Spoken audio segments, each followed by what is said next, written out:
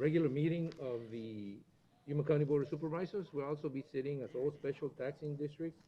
And this is the October the 5th, 2020, 9 a.m. meeting. Board members can attend in person or by telephone or remotely via electronic teleconferencing. Everybody's here, so this is the call to order. We'll begin with the Pledge of Allegiance, and Supervisor McLeod will lead us in the Pledge of Allegiance. Thank you. Please join me. I pledge allegiance to the flag of the United States of America and to the republic for which it stands, one nation, under God, indivisible, with liberty and justice for all. That's not necessarily what I want out when we're, doing the flag. Whoever's got that camera better move it from that position. That's pretty funny. Yeah, well, I'm not sure that that's the best view, but, let's just move on. The next item is called Call to the Public. Call to the Public is held for the public's benefit to allow individuals to address issues within the board's jurisdiction. Board members may not discuss items that are not specifically identified on the agenda. Therefore, pursuant to Arizona revised statutes, action taken as a result of public comment will be limited to directing staff to study the matter, responding to criticism, or scheduling the matter for further discussion and a decision at a future date. Anyone who's concerned about COVID-19 and does not want to be put into an open setting can submit an email to a call to the public statement at publiccomment@yumacountyaz.gov. These email forms of public comments will be accepted until 8 a.m. the morning of the meeting. All public comments will be read aloud during the Yuma County Board of Supervisors meeting that starts at 9 a.m. Do we have anything, Chris?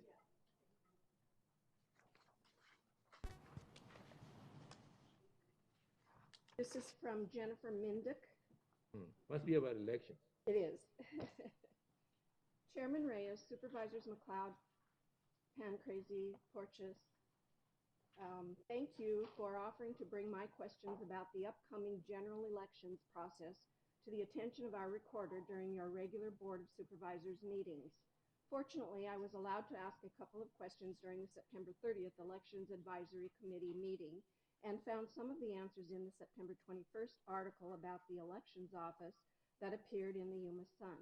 I have 4 concerns that still concern me and will try to be brief about them. 1.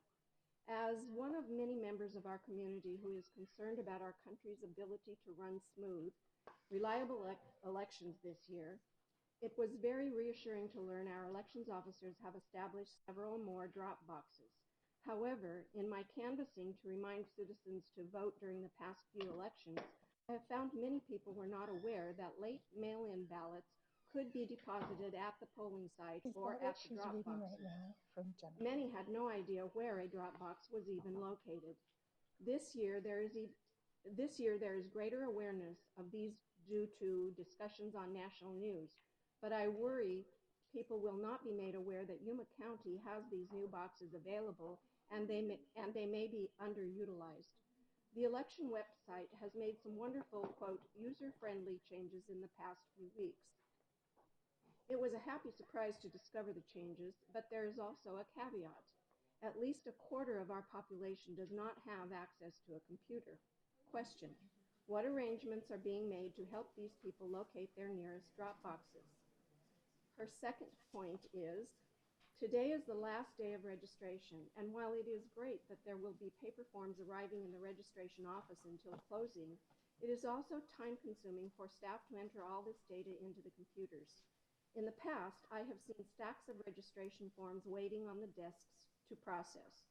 Since there appears to be quite a bit of grant money coming into our elections office, can some of it be used to hire temp help for data entry? This is a perfunctory chore that can be handled with minimal training by any typist and leave the already short-staffed elections personnel free for the training and decision-making that only they are qualified to do.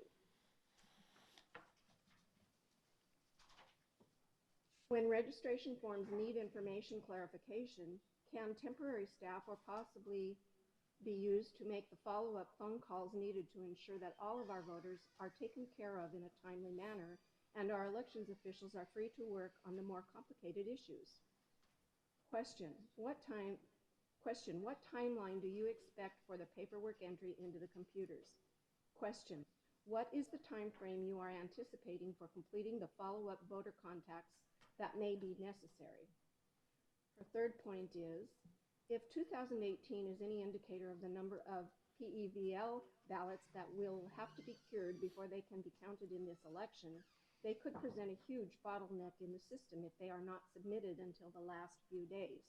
Question: are we able to begin curing all ballots as soon as they come in so they will be ready for tabulation on election day? Question: can COVID grant money be used to hire and train, quote, curing personnel, end quote, so that the process can be accomplished with peak efficiency and avoid any unnecessary bottlenecks in getting our election results out to Yuma's citizens? Her fourth point: provisional ballots are another potential bottleneck that might occur at the polls themselves. Due to the confusion that accompanies this year's election cycle, there may be a number of these ballots being cast, and it is important that there are ample provisional ballots printed up in advance, if they are not available on the new machines, and that's a question. I have a copy of a poll watcher's report from 2008 in which it was indicated that the polls at one location were shut down because they had to wait for more provisional ballots to be printed. Question: are extra provisional ballots going to be available at each poll center? Question: is there an ongoing inventory process of these ballots written into an election official's duties for each poll site so that shortages can be anticipated before the site actually runs completely out of them? Her fifth point is, the last of the three time-consuming details we are willing to make to ensure each of our voters can get registered is to make sure that residents voting with a provisional ballot can correct any confusion surrounding their provisional ballot by the end of the first week or so after the election day. My understanding is that the elections personnel is responsible for making the first contact with a provisional voter, and the individual parties can follow up with phone calls or house visits if they choose to. Question: has the elections office arranged for extra workers to help with the initial contacts so that remedies can be pursued by the parties in a timely enough fashion to get every qualified voter counted? It is a great privilege to be a member of a community that is as people-oriented as Yuma County. I am excited that, despite the many unique challenges facing our recorder and elections office this year, the staff has not only stepped up to the plate to maintain the traditional services, but has gone above and beyond in offering innovative improvements in the system. I have tried very hard to avoid distracting the election staff with too many questions at this very busy time for them, and appreciate the Board of Supervisors' willingness to lend me a hand in getting answers to my questions through their regular meetings. Thank you both. Thank you to both the Elections Office and the County Supervisors. Jennifer Mindick. I think you overestimate us. That is a lot of questions to be answered by us. But what we'll do is we'll make sure that the questions get to the recorder's office so that we can get some answers for you. I suppose there's an address and everything on the letter, right? So that we can actually answer those questions. I mean, I would like to say that I can remember everything, but it's not going to happen. So we're going to get that hard copy and get those questions. And some of them will probably be answered a little later on when we have an update by the county recorder's office. I don't know how many of them will be answered, but whatever isn't answered, we'll make sure that you get it through some method, okay? May I just ask? Sure. Step up. Copies? Step up. Should I email copies? No, she can do that. No, she can do that. She can email us copies. Thank you. All right, you're Thank welcome. you. All right. And thank you for all the kudos to the recorder's office, which is nice to hear. Thank you. All right. I think I'm still open to the public, call to the public. I'm going to leave that item open throughout the meeting until the end when I close it up in case someone comes up or something comes up that someone in the public may not have arrived in time. So I will leave that open. I'm going to move on to presentation, proclamation, and appointments. During this segment of the agenda, board members may discuss the presentations and proclamations and may announce appointments to the Yuma County Planning and Zoning Commission and the Yuma County Board of Adjustment. There will be no legal action taken. Does any member of the board, do we have any openings? Any member of the board that needs to make an appointment? If not, we'll move on with the presentation of the county line by Yuma 77, the Yuma County Government Channel.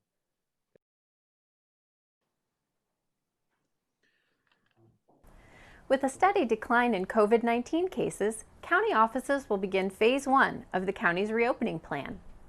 Do you have questions about voting an early ballot? We'll walk you through the process. And mosquito season still lingers. We've got the tips to help you fight the bite. These stories and more, this is your County Line.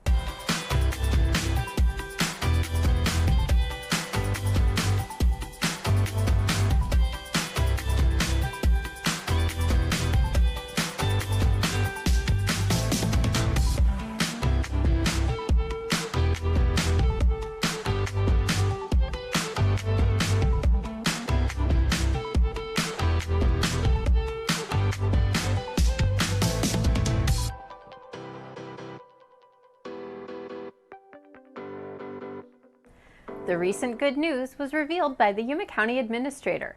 Yuma County has started their phased approach to reopening. With Phase 1 underway, the public can visit, but with some restrictions. In a recorded message to the public, Susan Thorpe announced that county offices will open to the public on Monday, Wednesday, and Friday from 8 to 5 each day. The libraries are also opening, but depending on which library and staffing will determine how many people can be inside the library at one time. It will be a metered approach. Also, the 197 South Main Street location in Old Town Yuma is open Monday through Friday from 8 to 5 so that voters can cast a ballot if they like. This is the only location you can visit to cast a ballot before Election Day. If you'd like to stay informed about the latest county information, please visit us at yumacountyaz.gov and sign up for our e-notifications. You can also visit us on Facebook and Twitter. The amount of information about the candidates running can be overwhelming. The Yuma County Elections Office wants voting to be on the pleasurable side. That's why we're taking a minute to guide you through the process of voting your early ballot. Early ballots in Yuma County will start being sent out Wednesday, October 7th through Friday, October 9th. We're asking registered voters to look for the blue envelope in their mail that will contain their early ballot. Read the instructions on the ballot itself. Don't vote for more than that contest allows. The standard things apply. Make sure you're fully filling in that bubble so that there's no question that you're voting for that individual. When you're done voting for all the contests, you'll put it back into the affidavit envelope, sign the back before you seal it, include your phone number in case there's something wrong with your ballot. We can get in touch with you, and you have up until 5 days after the election to come in and fix that mistake so that your early ballot does count. If someone helps you fill out your early ballot, have them also sign the back of your affidavit under the section that says that they are the voter assistant. We're asking Yuma County voters to return their early ballots as soon as possible. That can be done in 2 ways. You can drop it in the mail, or you can put it in any one of the 8 secured ballot drop boxes located throughout the county. Return your early ballot as early as possible so we have as complete as possible results on election night. If you have any questions about voting, registering to vote, or even where to vote, please visit yumacountyaz.gov. We know most people are ready for the temperatures to drop back to more reasonable levels. And while that's started, you still need to be sure to protect yourself from mosquitoes when going outside. Crews from your county's health district are always collecting mosquito samples from all over the county. By collecting samples, our experts can better tell where mosquito populations are thriving and detect if certain mosquitoes are in the area. We trap and identify what type of species mosquitoes, how many numbers we've got in our neighborhoods and out along the river areas. And then based on those traps, based on what we're finding in our traps and the numbers we do, then we go ahead and treat. Remember, early mornings and dusk are critical times for mosquito contact. This is when they are most active. Get rid of any standing water near your home. Even a soda cap full of water can be a breeding ground for thousands of mosquitoes. Use a repellent containing DEET and wear lightweight clothing that covers the arms and legs. There's more information on the county's website. Check it out under the Health tab. I'm Elia Juarez, and this is your Library Update.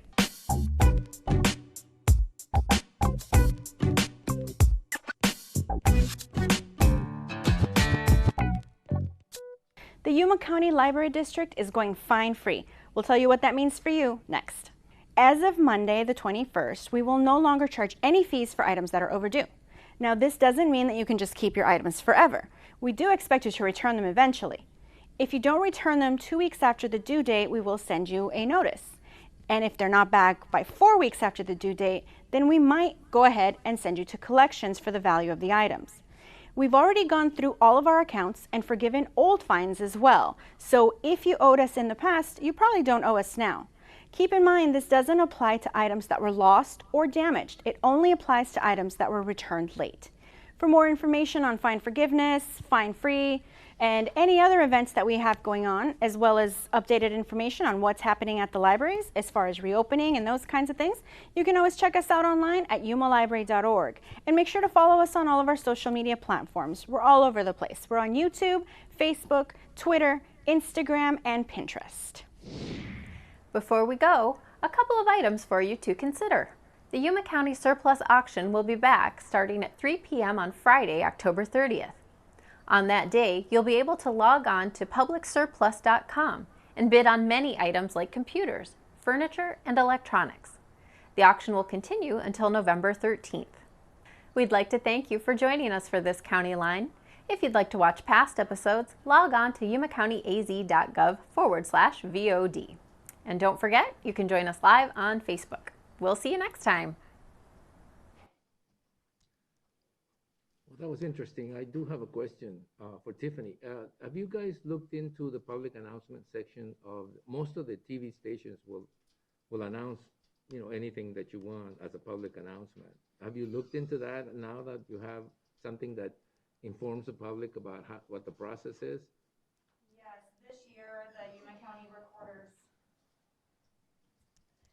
Chairman Reyes, we've been working very diligently to regularly release public outreach for and the general election. We've been doing that through our communications director here at the county, and the press release goes out to all members that are of the press. And we've actually, just this morning, they picked up our press release from last week regarding our billboard campaign throughout the county. So the answer is yes. Now, the other question would be whether that can be done in Spanish. The translation they have in there is pretty awful. I mean, you can get by there, but it really isn't much. The translations of our press releases, we'll look into a better translation service. Right. Thank you, Chairman. You know, we have a presentation in elections. Maybe I should have waited until then. It's just that I saw you, and I thought that was very good. And I thought, well, maybe that should go out as a public service announcement, which is supposed to be for free. And TV stations, radio stations have a section normally where they would allow that for free. So anyway, I'll move into that next when we get that presentation and on elections. The next item in the agenda is a proclamation. It's a proclamation for National Cybersecurity Awareness Month in Yuma County. And before we begin the presentation, I'd like to have, where are the people from IT here? I see. There we go. See, I want to make sure you guys are recognized, not just the proclamation, but you guys do a great job. Stand up. You do a great job. I don't even know who you are, but, you know, no, I mean. I know Cliff. So anyway, I do want to make sure that we recognize your work, especially because I've got to change my security password in 4 days. And, you know, I like to safely do that. No, but the IT department has become a much, much more critical department as time goes by, and we get more and more into this new age of technology. And I don't know what we would do without you guys and what the county would do without you. So I wanted to make sure that the proclamation was issued and read, but that we also recognize the work all you guys do. And would you like to introduce your two guests? Oh, yes, I would. Former employees? We have Michael Padilla, and we have Jesus Cervantes. Michael is our security analyst, and Jesus is our security administrator.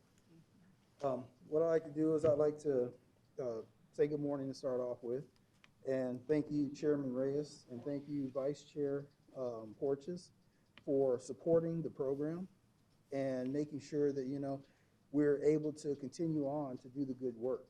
I'd also like to thank County Administration for supporting us with this, and the county body as well, because without everybody's involvement, this would not be able to take place. These two individuals take care of a whole lot within the course of a day, a month, a week, a year. This program has grown from basically being nothing to being where it is now, which is outstanding. On top of that, I'd like to thank you for doing this proclamation tied back to National Cybersecurity Awareness Month. This is something that really needs to be looked at on a regular basis to ensure that people stay diligent and move forward with the project of making sure that people look at cybersecurity as what it really is meant to be. At this point, I'd like to go ahead and bring Jesus Cervantes up. He has a few words to say, along with some people within the county that actually have been very successful with the various tests that we put into place. So, Jesus, Right. would you like to come up? You forgot to introduce yourself. Just in Everybody case. knows me, though. Well, yeah, no, not with that mask on. Cliff Summers, Chief Information Officer, Okay. Yuma County ITS. Hey, Cliff, I have a question. Yes, sir. Which one of these two guys keeps sending me emails trying to trick me into clicking on them? Well, I can't blame it directly on them. I'm gonna blame it on all of ITS. They do a great job. All right, come on. Good morning. You know, just for a brief moment, could you take off your mask so I'd see you yes. next time? Just one moment, right there, right there. All right, good, put it back on, quickly. Nah, I'm just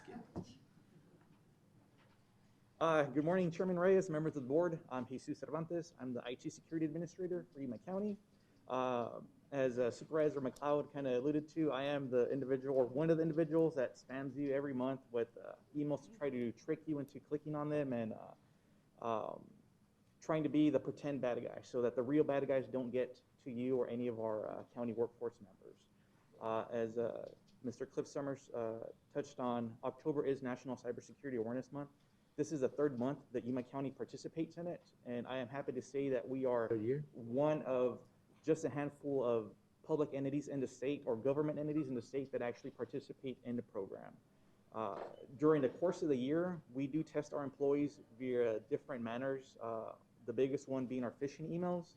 I'd like to recognize 12 employees who have done an exceptional job at reporting not only our simulated emails, but also real-world emails. And these are the individuals that are 2020 cybersecurity champions for Yuma County. So you have Mr. Court Bacon, Glennis Boone, Adriel Castaneda, Elma Mendoza, Angel Puga, Antonio Rios, Lourdes Rose, Laura Serna, Erlene Stamp, Joshua Tesorio, sorry if I butchered your name, Cielo Trujillo, Jael Molindo. And they are perfect examples of how our employees not only protect our organization, but also the data and systems that support our citizens. Before you, there is a small bag in appreciation of your continued support of the cybersecurity program. There's a mug that highlights this year's theme of if you connect it, protect it, which are very good words to live by. New to this year is a small red bell to encourage our employees to ring the alarm on cybercrime. Cute. And these are items that we'll use throughout the year to encourage our employees to participate more in the program. And in its 3-year Just to hold our noses while we go through IT security? what's other use it could be for whatever you'd like it for it to be. But with that being said, I just want to say thank you for the continued support for the cybersecurity program. It keeps growing yearly. Cybersecurity is never going to go away. We have threats that grow and grow every single day, and it is awesome that our organization has put the resources and dedication into supporting the ITS cybersecurity program. Thank you. Thank you. Thank you for the gift. Yeah, Thank you. appreciate it. I'm gonna use that bell to call, the dog or something.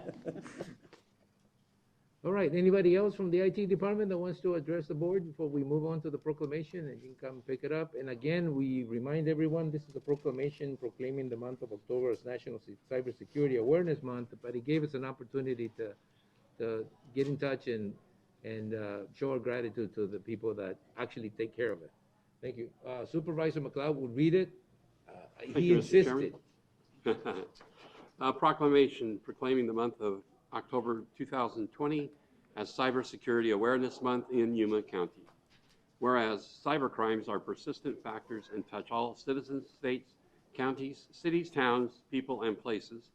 And whereas community attentiveness can help manage change in a way that provides improved cybersecurity awareness for how people work and live.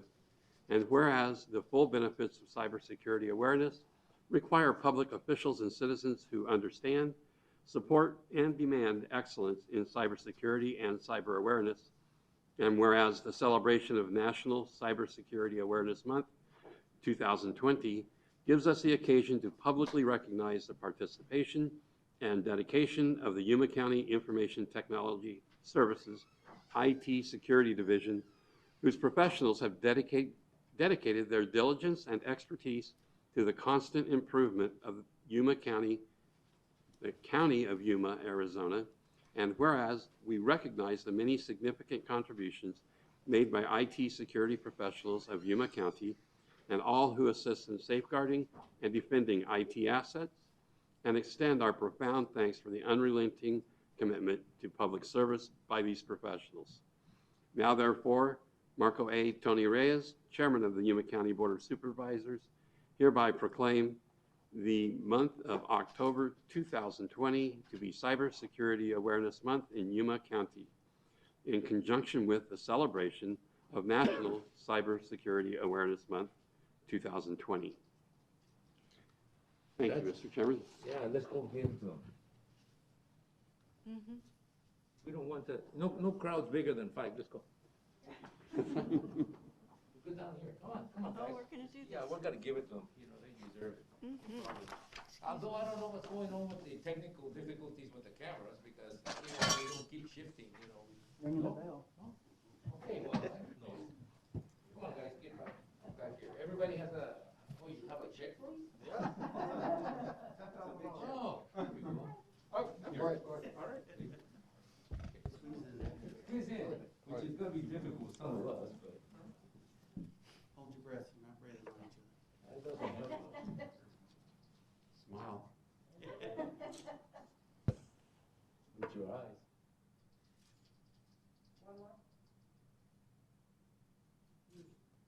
All right, let's not make this a spreader event, guys. Thank you, Cliff. Thank you guys for the good work. Yes. Thanks, Cliff. Yeah, we know what's important. Cowbells. All right, after that, we have an update by Yuma George, Executive Director of the Greater Yuma Port Authority. Yuna? O Buna, como digamos en español. Members of the board, thank you, excuse me, for the opportunity to come and provide you an update in regards to Greater Yuma Port Authority activities.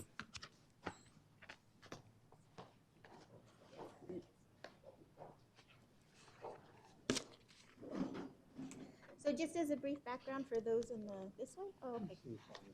For those in the room, the Greater Yuma Port Authority's mission statement is to develop a gateway for global trade to facilitate, promote, and support multimodal transportation and trade opportunities to enhance the economic development in the Greater Yuma area. The Port Authority is made up of 4 member entities: the City of San Luis, the Cocopah Indian Tribe, Yuma County, as well as the City of Yuma. Established in the year 2000 as a collaborative effort to create a 2-port solution. Initially, the port of entry in San Luis could accommodate 2 commercial truck bays, and now with the new port of entry, they're able to process 25 simultaneously. So the key achievements since the establishment: aided in the successful implementation of CBP commercial truck crossing, also known as San Luis 2. Hey, Buna. Yes, sir. Susan, do you see any problem with the presenter taking their mask off while they're presenting? You're 6 feet away from me. Just make sure you don't scream into Lynn or something. Yeah? Oh, okay, no, it's fine. Wonderful, thank you, sir. As well, excuse me, the other key achievement when the Port Authority was established was establishing the ADOT truck inspection that is in conjunction with the Federal Motor Carrier Service Administration. Additionally, the Magrino Industrial Park was developed immediately adjacent to the commercial port of entry. That's aided in significant industrial development to date. A few things I'd like to highlight is the travel restrictions. It's kind of on the forefront. So we are going on month number 7. September 18th, representatives from US, Canada, and Mexico agreed to extend the limitations of non-essential travel through October 21st. A correspondent received this morning that there's support on both sides of the border, to lift restrictions on what the department has determined to be non-essential travel. So it's a joint initiative. It's a joint initiative between the U.S. and Mexico, as well as U.S. and Canada, to. That's okay. Every time I read that, I just cringe, because Oh, okay. really. You just did this to me, so. No, I didn't did it. I didn't do it to you. I It's just a I twitch just go she has. like really. No, I understand. So the unaffected travel was the essential commercial and trade and travel. So the trade restrictions weren't limited. It's just between pedestrian and private vehicles. The stats that I put up were quarter two from 2019 to 2020, because you can differentiate where the numbers were at 226,000 April of last year with the private vehicles, and now down to 102,000. So the filters have been in place, and then they have been enforced as well. Pedestrian traffic, again, we're kind of seeing half initially in April, but then it escalated just a tad bit in May and into June. And then the commercial traffic, again, that remained unaffected. And I wish I would have made that bigger, I'm sorry. Those were just value imports of northbounds, and Q2, we're looking healthy between 10 and 16 million still.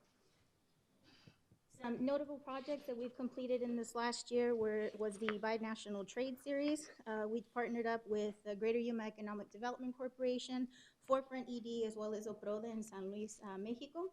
To bring these forth, we had the ports of San Diego and Ensenada. We provided information for them to be a viable alternative to the Port of Long Beach, again, because it's closer within vicinity to the mega region. We had Juan Guzman from DatePack. He just highlighted the successful utilization of the commercial port of entry here at San Luis. And the other presenters with Javier Rivas, Comce, and Arizona Commerce Authority, we just really wanted to highlight anybody who was considering relocating their business here between the borders, if they would consider San Luis, because we're just kind of in that sweet spot in the middle as far as getting over to the seaports. We have continued development in the Magrino Industrial Park. As of November of 2019, we had sold out of developed parcels and established a new phase. We have 10 single-acre parcels over on the east side of the park that are up for sale. Everything else, again, has been sold. So the fiscal year 2019-2020, we saw over 1.3 in property sales volumes, the successful initiation of the third phase of the development, and a successful application for the ESP grant in conjunction with the City of San Luis. Our forecast for 2020-2021 is pretty positive. The ACA, the ESP, Economic Strength Program grant, was recommended for approval. We're looking for a final decision in October the 16th. So that would be towards funds towards the next phase of development. After successful completion of the industrial park, we anticipate an estimated $31 million in capital investments of new light industrial. And these will contribute immediately to 111 new jobs, median wage $16 an hour. We had just completed a video for the Magrino Industrial Park. It highlighted what is like the shell, I guess you can say, of spindle cooling, which is a 50,000 square foot refrigerated storage space. I don't think that's going to play. I owe you a video. Which is not that bad. No, it's okay. And lastly, GYPA will be celebrating 20 years, January in 2021. So I'm putting together a project to display the successes and the resiliency of the organization in the past 20 years. So in keeping with the mission statement, everything that's gone on, promoting the economic development, supporting multimodal transportation, and just overall growing and highlighting the Yuma area. Well, I guess time flies when you're having fun. I was like 12 when the way it got started. I'm in my 30s. School. Yeah. Wonderful. All right, is that it? Do you have any questions? Yeah. Do we know if or when the entities will be receiving investment monies back? That was the original plan. That was the original plan, correct. The return as of right now, I guess, is on an economic development standpoint, to where we're having the creation, of these 111 new jobs. Hopefully that will come about between here and the next 24 months. For example, one of the users is due to break ground in about 6 weeks. His $6 million investment is directly tied to over 230 jobs in Mexico. So we kind of look at that twin maquila setup, you know, that they've got manufacturing in Mexico and then storage here in the U.S. So as far as the initial turnover for funds, that's something that we are working towards. I think his question has more to do with when will the different entities receive a return on their investment? Is that what you're asking? And I think that your answer is more on the mission of the Great Yuma Port Authority, which was to create, to incentivize the creation of private sector jobs. I mean, some of us, and I guess the right answer to that would be that as soon as we develop the remaining parcels that aren't tied to the expense of creating that Magrino Industrial Park, which would be in the near future, we would probably see some sort of value returning, but it's still not in front of us. It's still a ways off, if that's your question. You know, the return because the original plan was we would start getting our investment back and, and I mean, we and have hard dollars. No, I understand. We have a retreat scheduled on the 28th of October, and that's one of the questions that's going to be posed from here to a long term. If we were to come up with a few income revenue streams for the Port Authority outside of just the contributions, if that's developing land and either renting some kind of storage facilities that we own and then we get return on rents from that. But those are ideas that are going to be brought up at the retreat. Yeah, it's sort of like what comes first, the chicken or the egg type of situation where we say, okay, look, are we there at the time that we get return for our investment? Are we getting the return on our investment the moment you start developing, the private sector starts developing that area? The original plans are, basically behind by 10 years because that recession of 2008 lasted until 2016, 2018 in terms of economic development. So we're sort of like back to square one when we first, I mean, it took us like 6 or 7 years just to get that port of entry built, that, Port 2. And then after that, it was a matter of having to decide whether we wanted to do some sort of a leasing process instead of a selling process. And we basically decided that selling was the proper way to incentivize people to make the right investments on the property there, because almost no private individual wants to invest on leased properties. They don't want to build on these properties. So it's been a process, and I don't think we're there yet. I think we're going to have to probably look at some additional funding to get this project done. As a member of the board, and Susan is also a member of the board, we're probably going to come back to the board to discuss some of the additional investments we're going to have to make that work. But thank you for the update. Thank you for your time. Any other questions? And I do want to say something. This is a nice welcome from the past where, we knew about it, the members of the board knew about it, but the rest of the board of supervisors didn't know much about it unless we wanted to explain it to them. And it's nice to have someone come over and give us the numbers from a different perspective. Like my perspective is a little different because I live in that area, and that statement about both countries working together to restrict flow, it's just well, I don't know. I want to use nicer words, but I don't think Mexico restricts anyone from anything into going into Mexico. I mean, I was at a Golfo this weekend, and and if you get to the line over there, you'll see all these people coming from El Golfo. It's just a comment. It's just a comment. It's not a discussion. But anyway, we'll get to it at the end of the meeting. Thanks a lot, Yuna. All right. I've been told by the members they want this meeting to go faster, so yes, okay. Which one? Everyone. But the attorney keeps looking this way like, really? Thank you, Buna. That takes care of the presentations, proclamations, and appointments. And we'll go to the consent calendar. The consent calendar, the following items listed under the consent agenda will be considered as a group and acted upon by one motion with no separate discussion unless a board member so requests. In that event, the item will be removed from the consent calendar for separate discussion and action. Just before we go on, this issue with the mask. I mean, we wear a mask out of an abundance of caution. We're separated by at least, I think I measured this 6 feet, close to 6 feet from each other, and we separate to keep some social distancing available. So we wear the mask because we want people to see that is an important act to take during this current situation that we're experiencing. But it's really tough sometimes to make up what the presenter is saying. And so we believe it's not inappropriate for them to take off their mask, but we, as much as possible, would like to keep it on just for the sake of security. So anyway, we have how many items? 10 items on the consent calendar. Does anybody want to pull any of the items? I want to pull number 4. So if nobody else wants to pull any of the items, I'll entertain a motion to approve consent calendars 1 through 10 with the exception of 4. So moved. Is there a second? Second.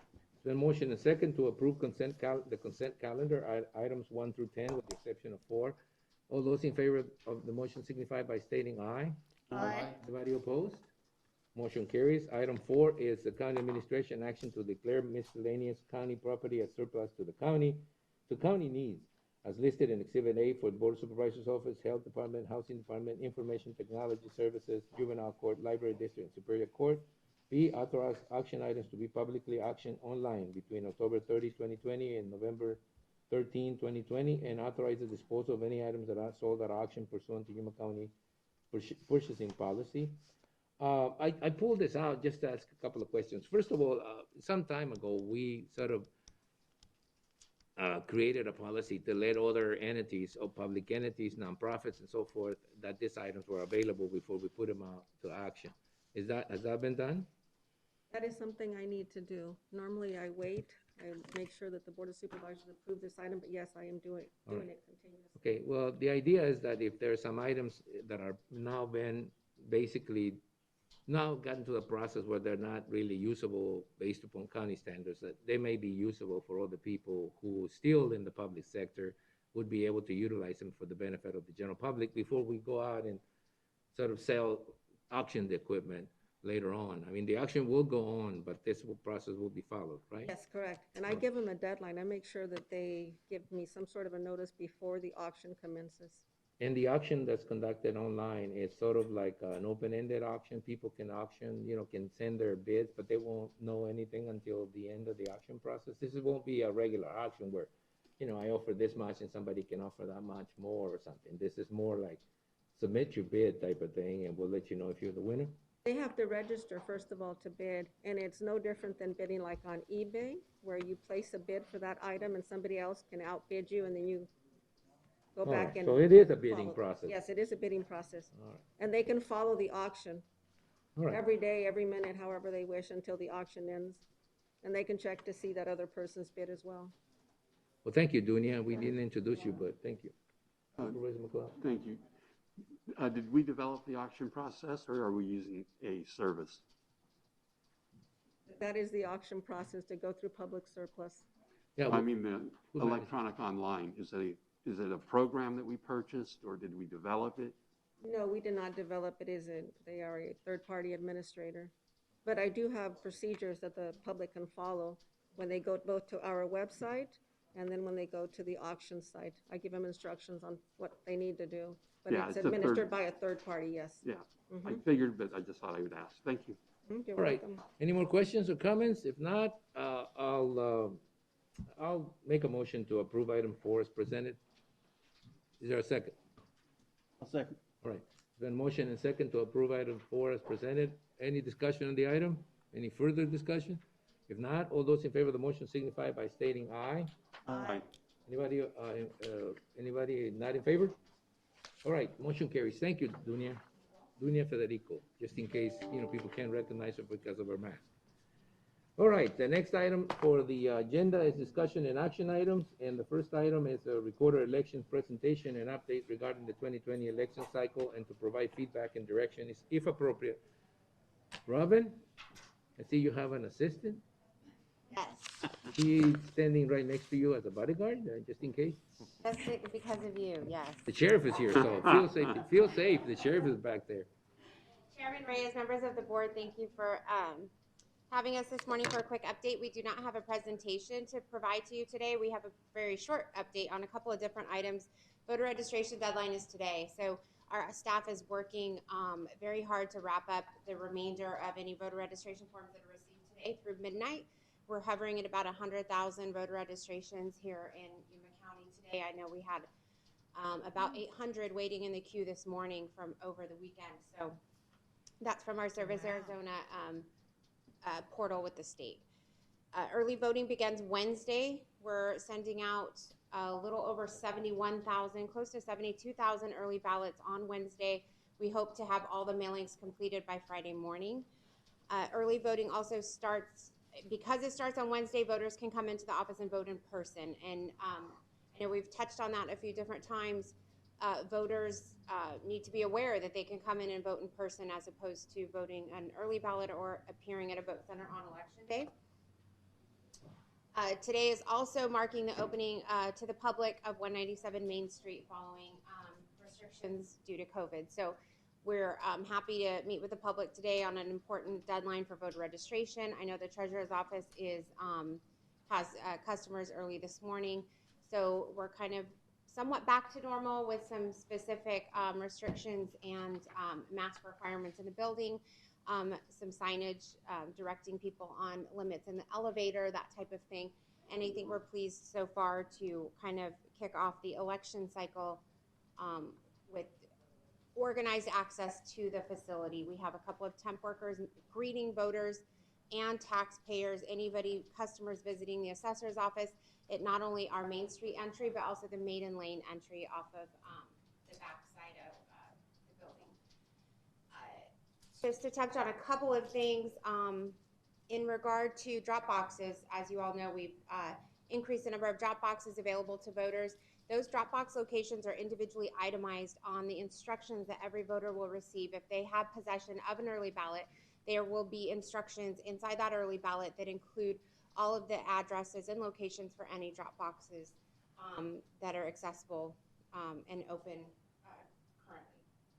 We want to thank General Services for their help in making sure that those are installed and secured for the next 27 days. Voter registration forms. We are processing a number of voter registration forms that are paper forms. The large majority of processed records are coming to us electronically, so that's nice. It's a little bit easier to process them that way.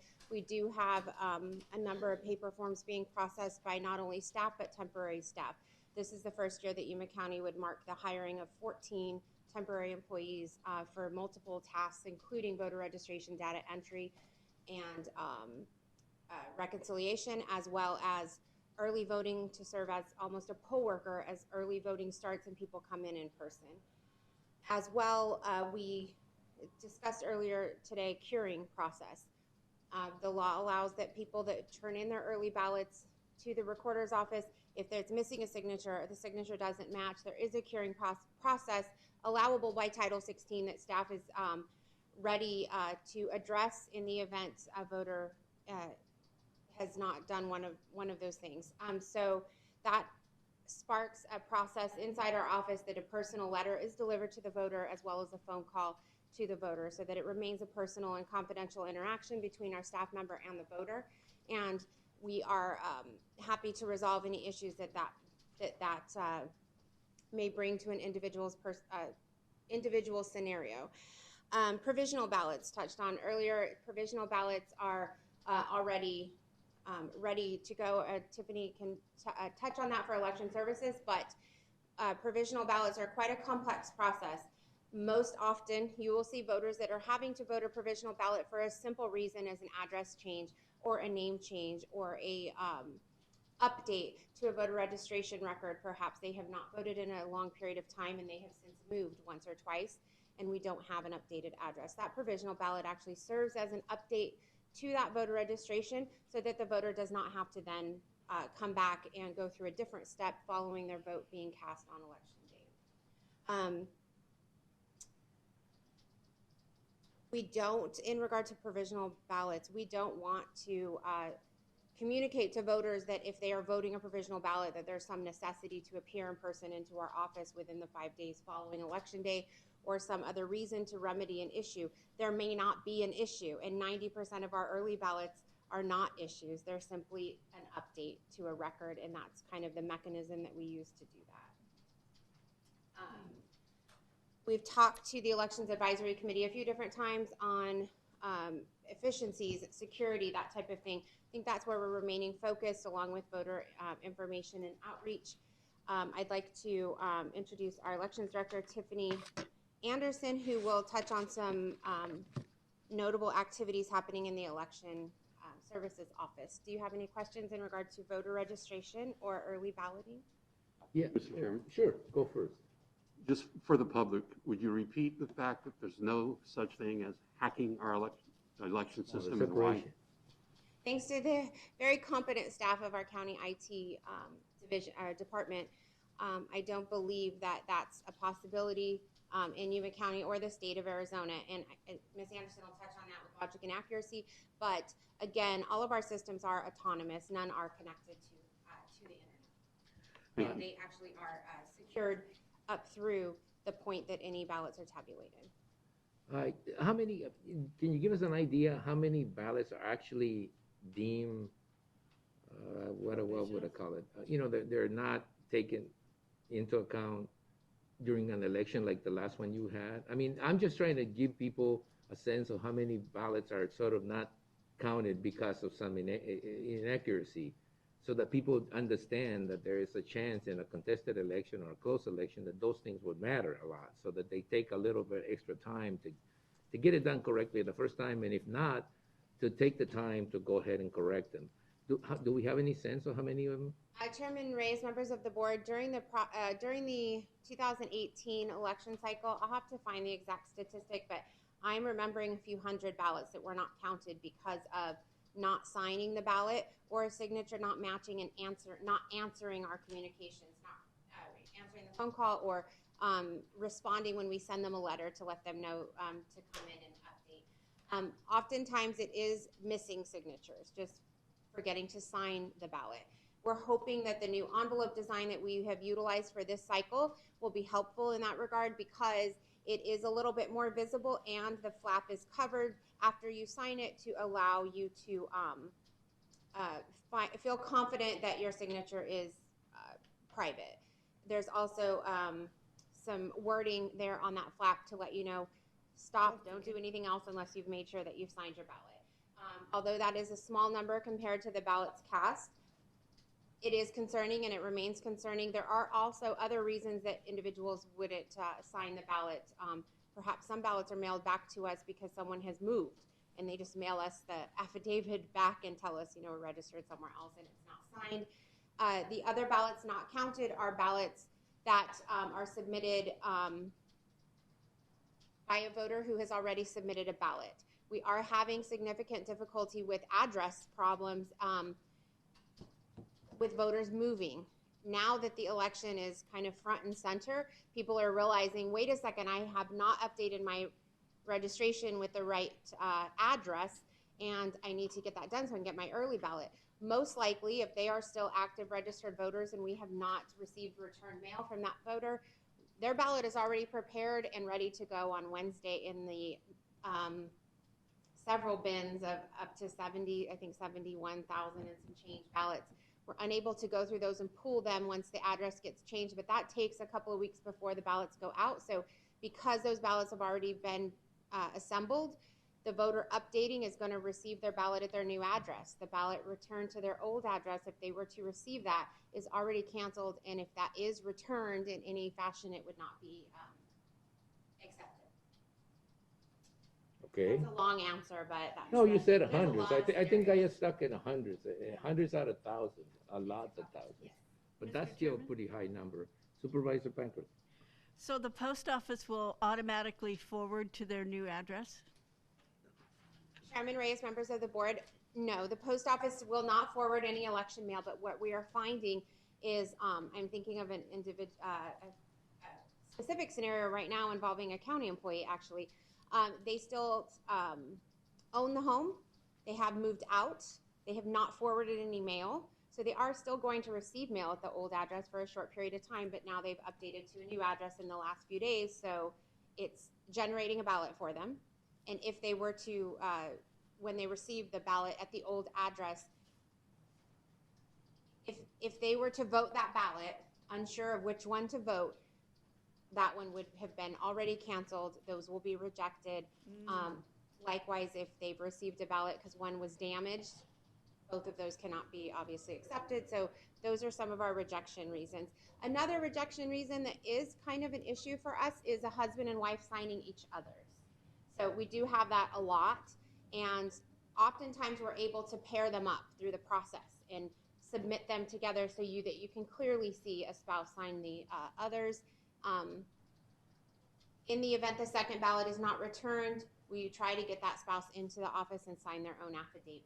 They're all barcoded to make sure that they voted the proper ballot style, and it's simply multiple voters in the same household and making sure they're all matched up correctly. With that being said, I'd like to assure voters that your vote remains confidential. There's a process that is followed with the early board where those ballots are all, after verification, which is lengthy, all separated amongst the board so that there is not a possibility for others, even on the early board, to be aware of how you voted. How soon can you start counting absentee ballots according to state law? The early board will begin counting 14 days prior to election day. Election services staff has already staffed the early board, and they'll start processing those early ballots up to a few weeks before the election, depending on the volume that's received as we get those out to the public. So by the time election night comes around, you may have a large number of early ballots counted by then, right? Our goal, we've discussed this, our goal is to have as many of the ballots that have been submitted tabulated before election day, so that 8 p.m. election results will be all of your early ballot results thus far. I know people, that's why the messaging is for us, deliver your early ballot early, submit it early so we can get it in those results. And any ballots that are turned in Saturday, Sunday, and Monday before election day, those are the only early ballots that we are unable to have tabulated by Tuesday evening. Which sometimes is a large number, because people just wait until the last minute sometimes to turn them in.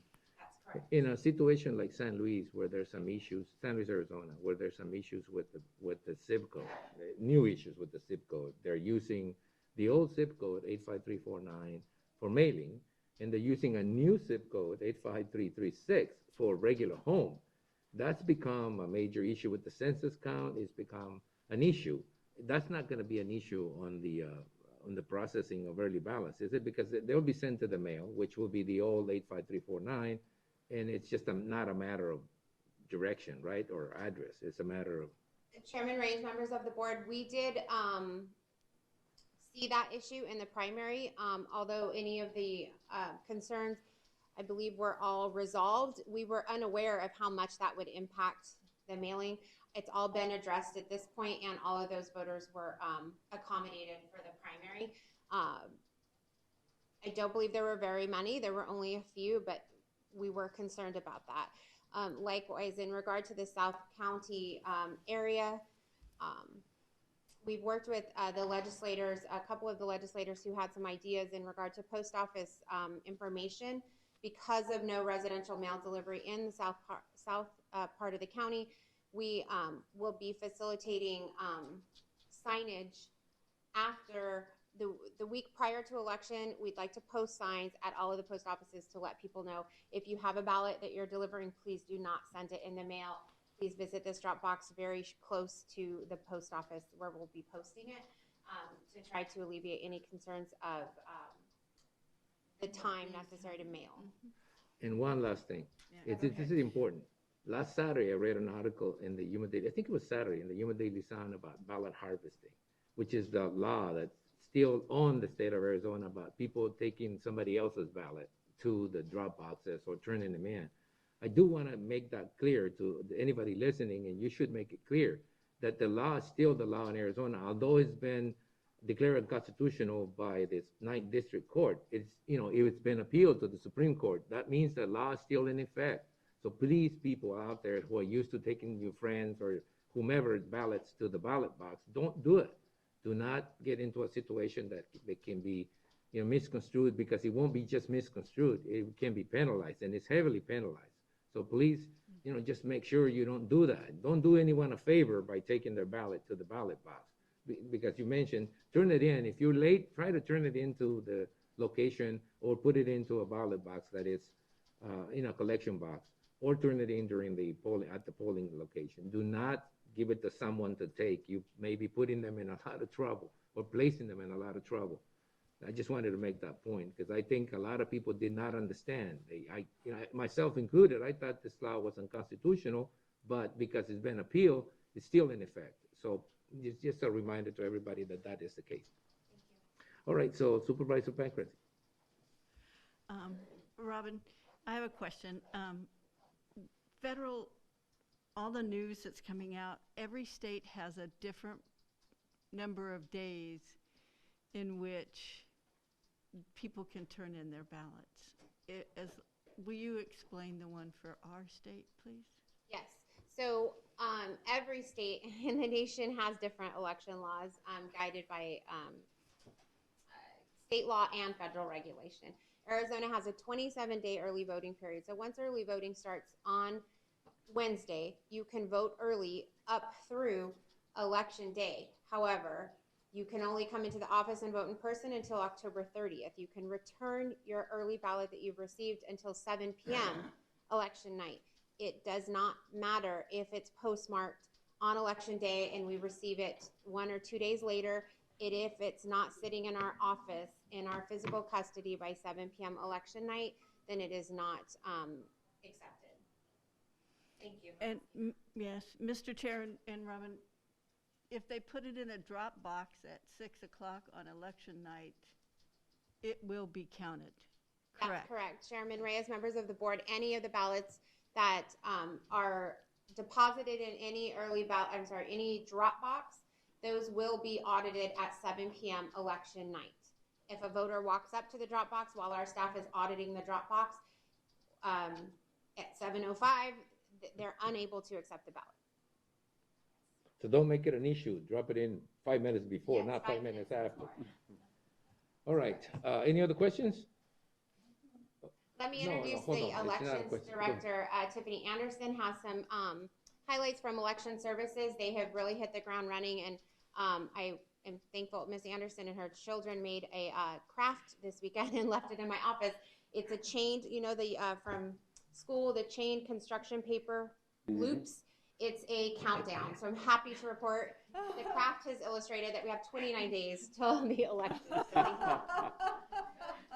you. Tiffany, I don't know whether to congratulate you or, offer our condolences to take over such a delicate situation this late in the game, but if somebody can do it, you can. We've been getting glowing reviews about the work you had done prior, and now that you've taken over that process, we sincerely believe you're going to do an excellent job. I appreciate it very much. So updates coming out of election services, I am happy to announce that both the county as well as the Secretary of State's logic and accuracy tests, we passed with flying colors. So all of our tabulation equipment is tabulating as it should. And those machines that have already been tested are locked up and secured and ready for election day. Over the next week or two, we will be finishing the testing on the remaining election equipment to, again, make sure that everything is programmed properly and each of those ballots comes up for each of our voters when they're ready to vote on election day. Our poll worker training begins today. So at the Yuma Main Library, between now and I believe it's the next 2.5 weeks, we will be conducting training for each of the positions, doing hands-on training with the machines for our poll workers.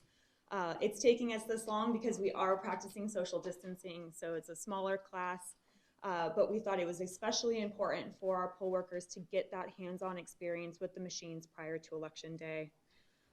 Fortunately, there's been a huge influx of support for volunteering on election day. We are fully staffed at all 11 vote centers. Wow. Yes.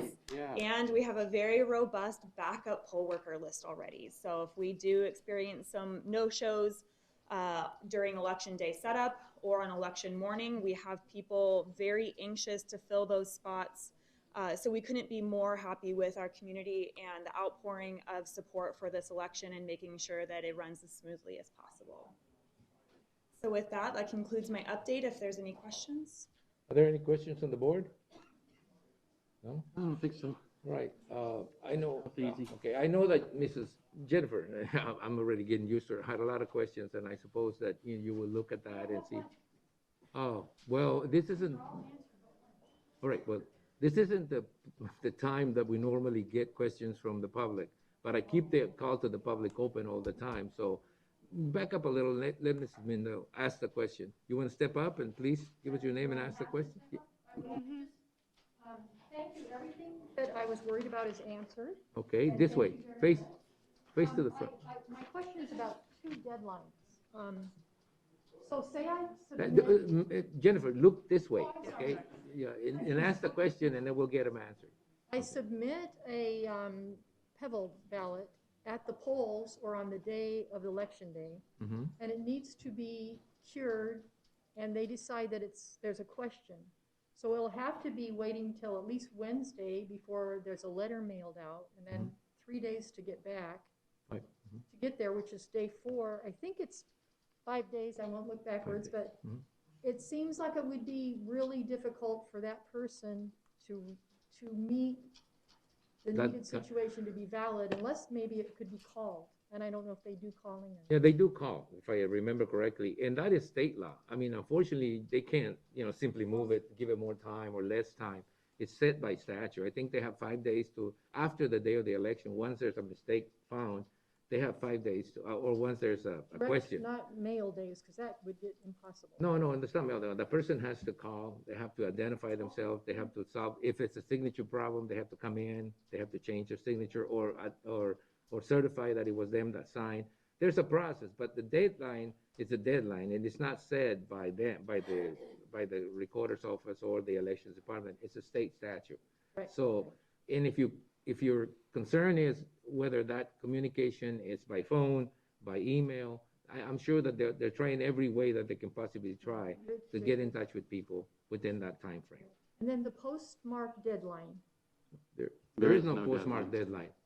we have to have it mailed, if I'm mailing my ballot in, Yeah, but that doesn't matter. It just has to get to the recorders or to the election department. don't worry about the postmark at all.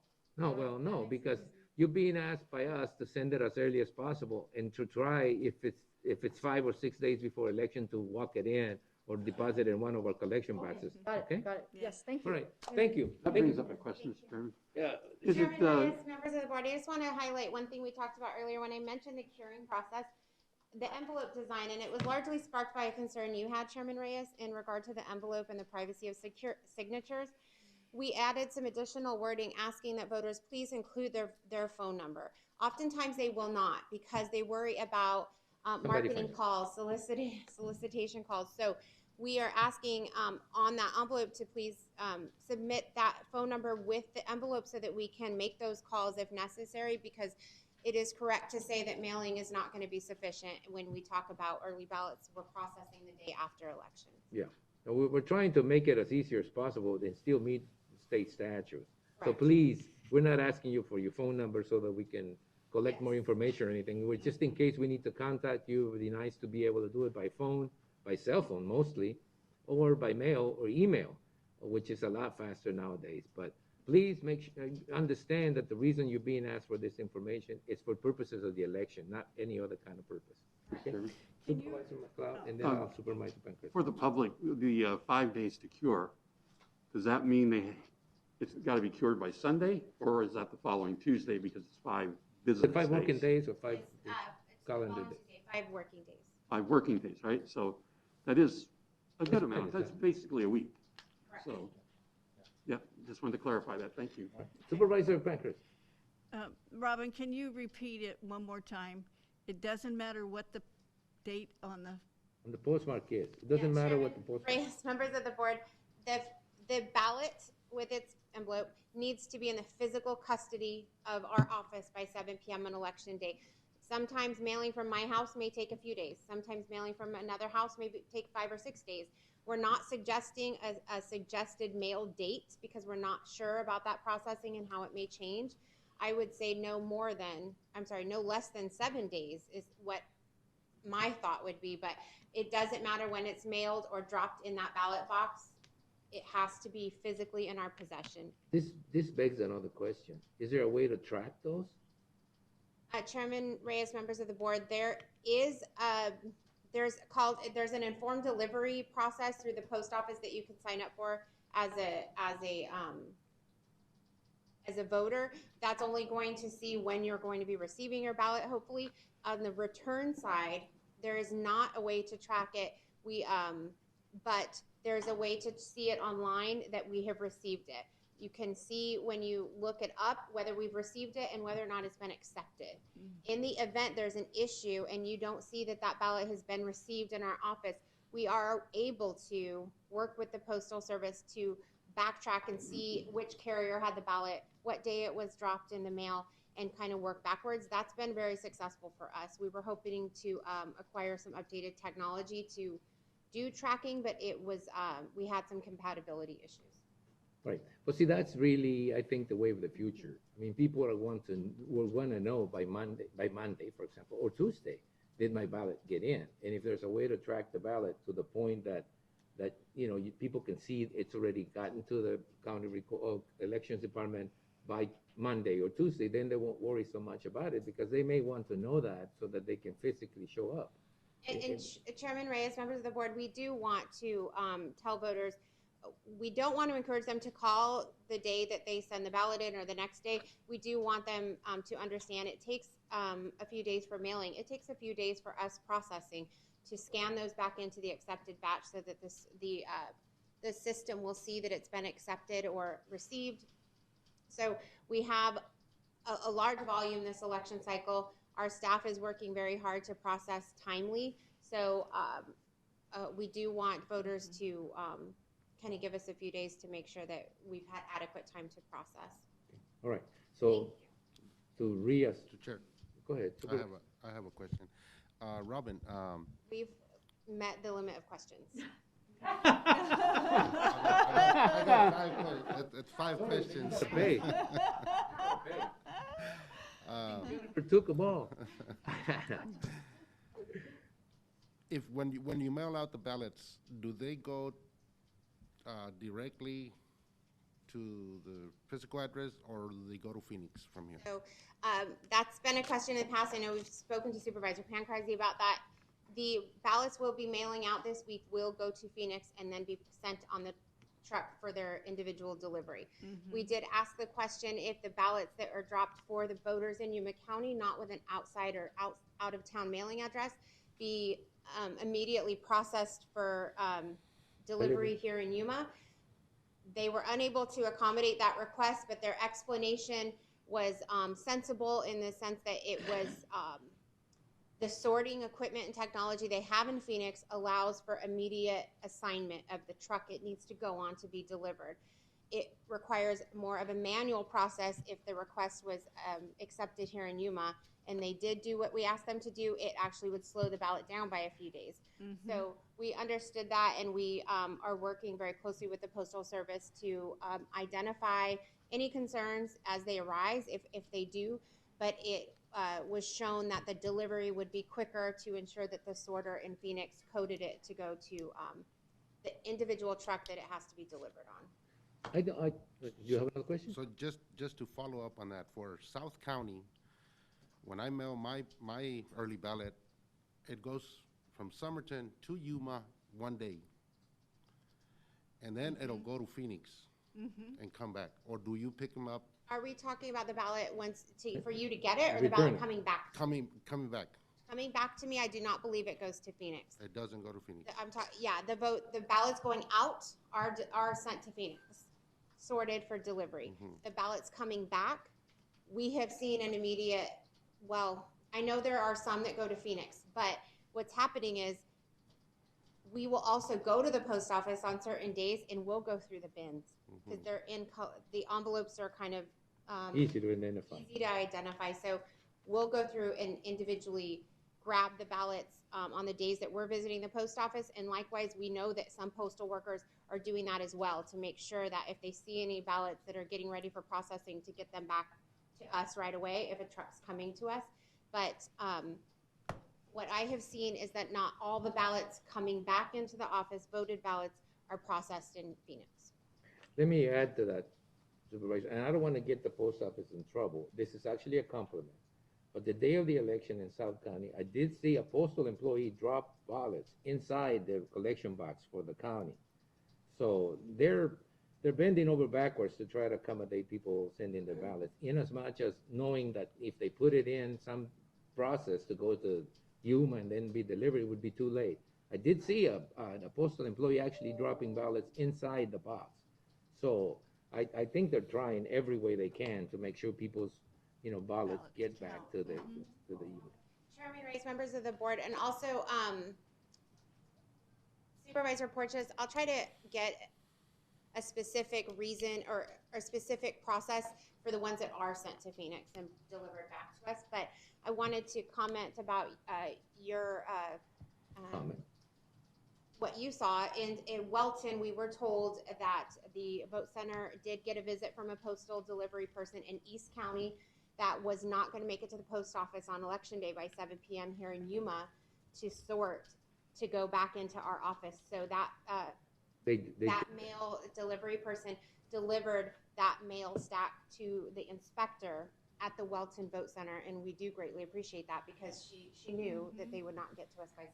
Yeah, no, that's what I said. I meant it as a compliment. They're actually being very, very receptive to the idea of just getting the ballots to the recorder's office before 7 p.m. That was the day of the election, actually. We also have a staff on hand at the post office at 7 p.m.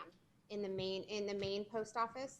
And as you know, some of our ballot boxes are very close to other post offices. So we will have people on site to make sure if ballots are in that facility, we're able to acquire them at 7 p.m. election night. And this is just to let people know just how much of an effort it's being made to make sure that your vote counts, whichever way you vote. We're just trying to make sure that everybody that votes gets a chance to have their voice heard.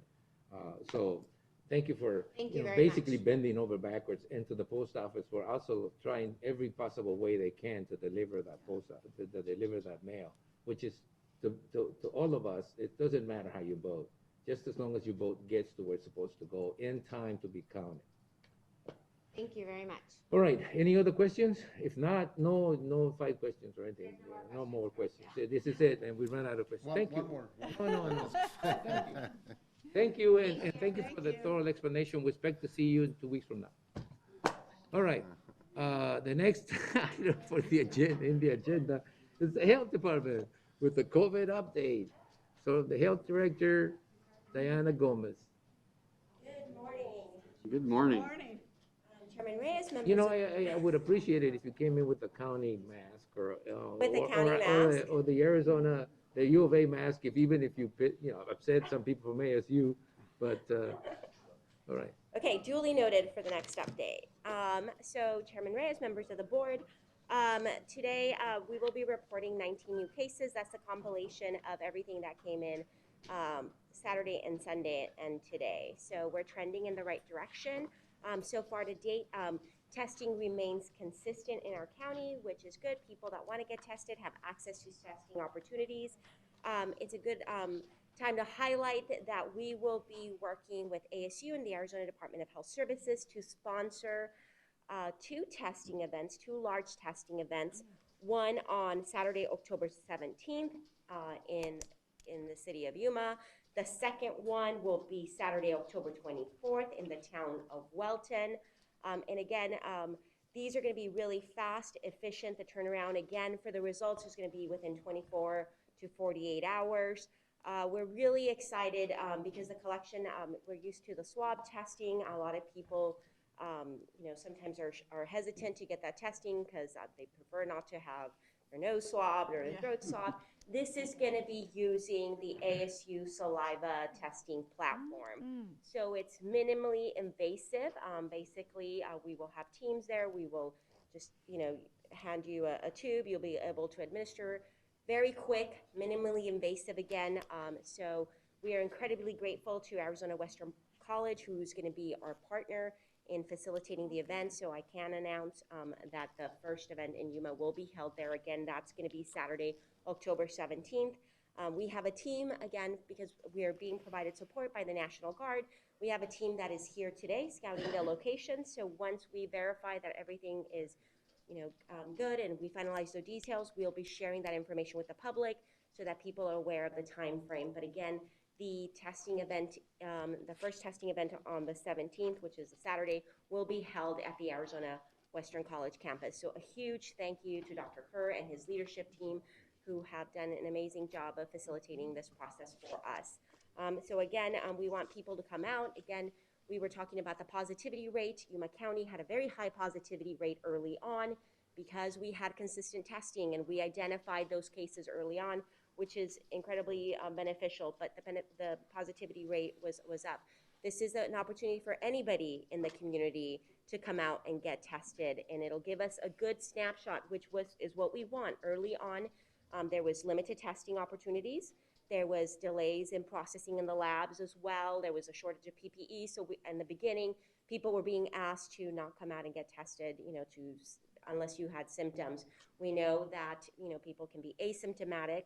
And so we want to capture a good picture. So we want people to come out, again, try out this new minimally invasive process. And again, results will be turned around really quickly. We're working really hard to make sure that we expedite that process so that you don't have to wait very long. And as soon as we have those details, we will push them out for the public. Also good news for the schools. As you know, many of the schools have resumed instruction, either in person or hybrid. The county has moved into a moderate from substantial spread, which is good, again, trending in the right direction. We issued some PPE early on to the schools. The state health department will be issuing some masks to the different schools. So the schools will have additional masks coming up for distribution for their students and staff. Another announcement that was made last week was that regarding the availability of rapid testing, antigen testing for Arizona. Arizona estimates getting like $2 million or 2 million tests allocated. Yuma County will receive those. When we get those, we will work with our congregate locations. So again, nursing homes and assisted living facilities have already been using that successfully. These are antigen testing. They look for a certain protein. They're quick, 15-minute results. So what you do is, if that is a nasal swab, you put it in this package. It's a cardboard package. You go in there, you seal it up, wait 15 minutes, and you get the result. It's looking for a specific protein. So right now, to be able to use it, you need to be affiliated or have a CLIA waiver. However, we will be working with some of those facilities like schools that don't currently have one to make sure they have that. This will be another option for schools who are opening up again to be able to test symptomatic students or staff. Currently, we are providing rapid testing for students and staff if we identify a concern to make sure that anybody is isolated and identified quickly to make sure that we continue to allow them to operate safely.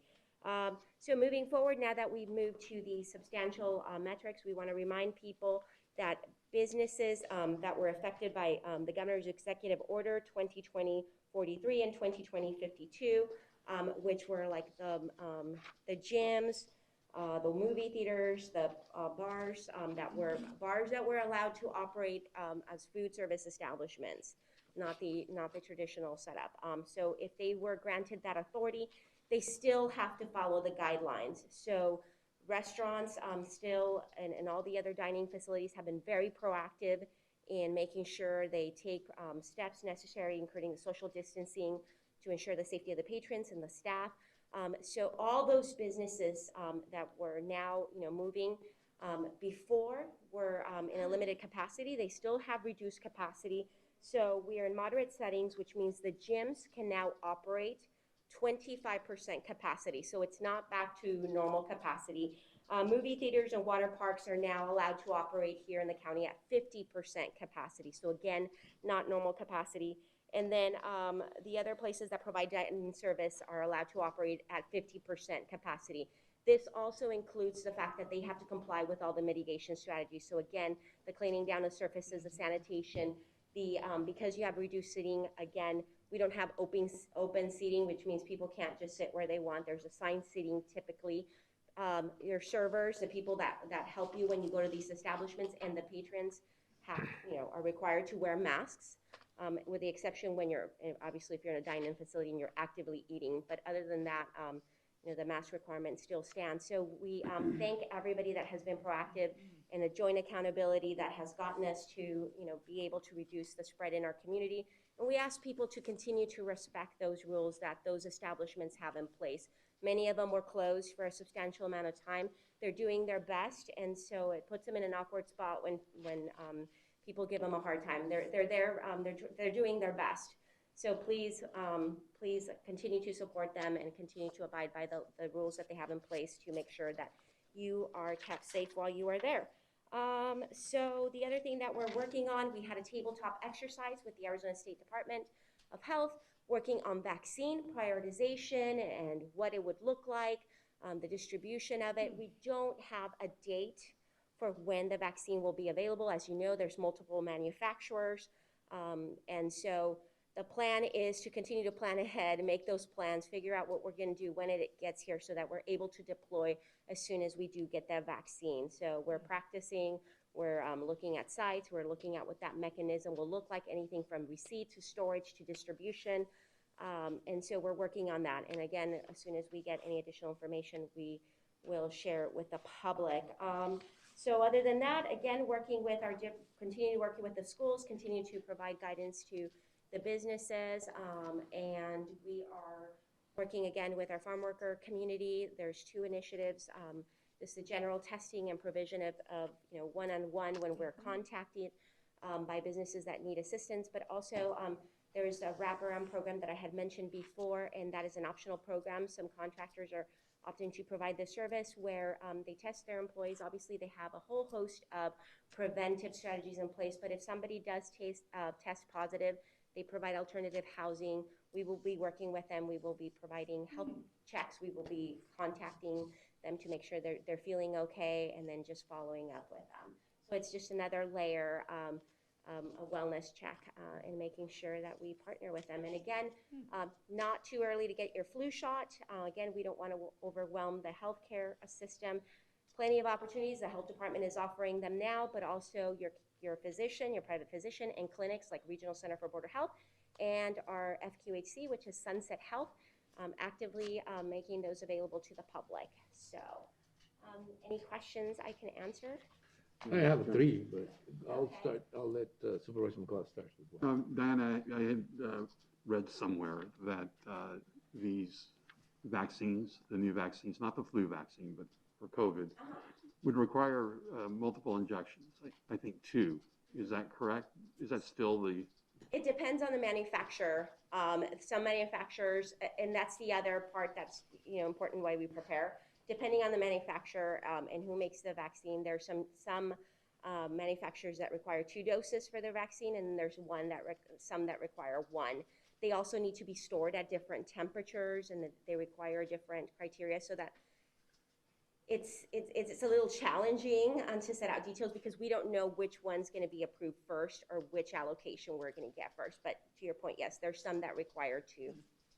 A lot to keep track of. It is, and that's why we're just practicing, considering all scenarios, so that whatever vaccine dose we get or whatever storage, we're prepared to be able to just deploy it as soon as we get it.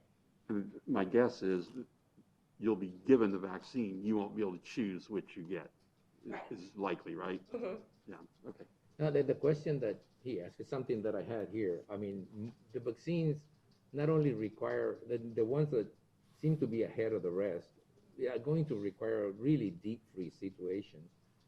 Are you getting prepared for that situation? Yes, so we're looking at, it requires colder storage than we typically do, so we're looking to make sure that we have prepared.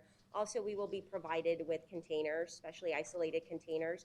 When we do get the vaccine, because of some of those temperature control requirements, we need to make sure that we work with the different entities who will help us distribute those vaccines quickly, because we want to deploy them within 24 to 48 hours, and then as we get our shipments. But yes, we're preparing for that as well.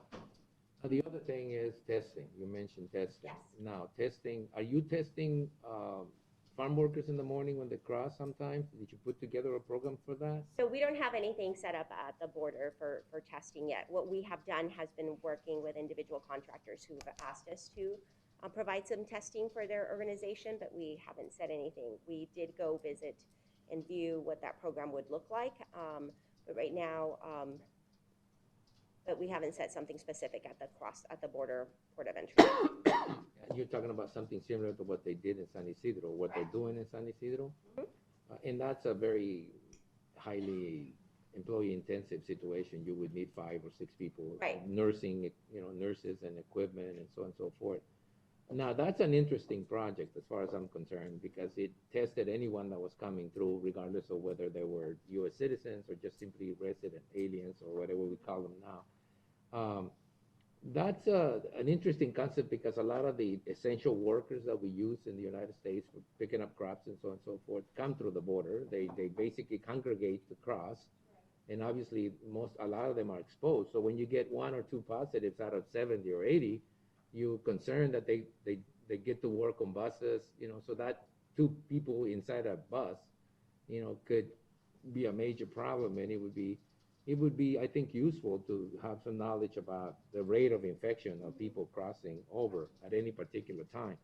Now, the other, and that's something that I think you ought to look into and maybe give us a sense of what it would cost to set something like that up. It seemed to have worked well in San Isidro in respect to the fact that, it's a situation where they don't have to pay anything, and then you get your results 1 or 2 days later, and it'd be email, and they're pretty confidential, so it doesn't matter. It gives you a sense of what's going on at a specific time. And I know that that's just like, a snapshot in time.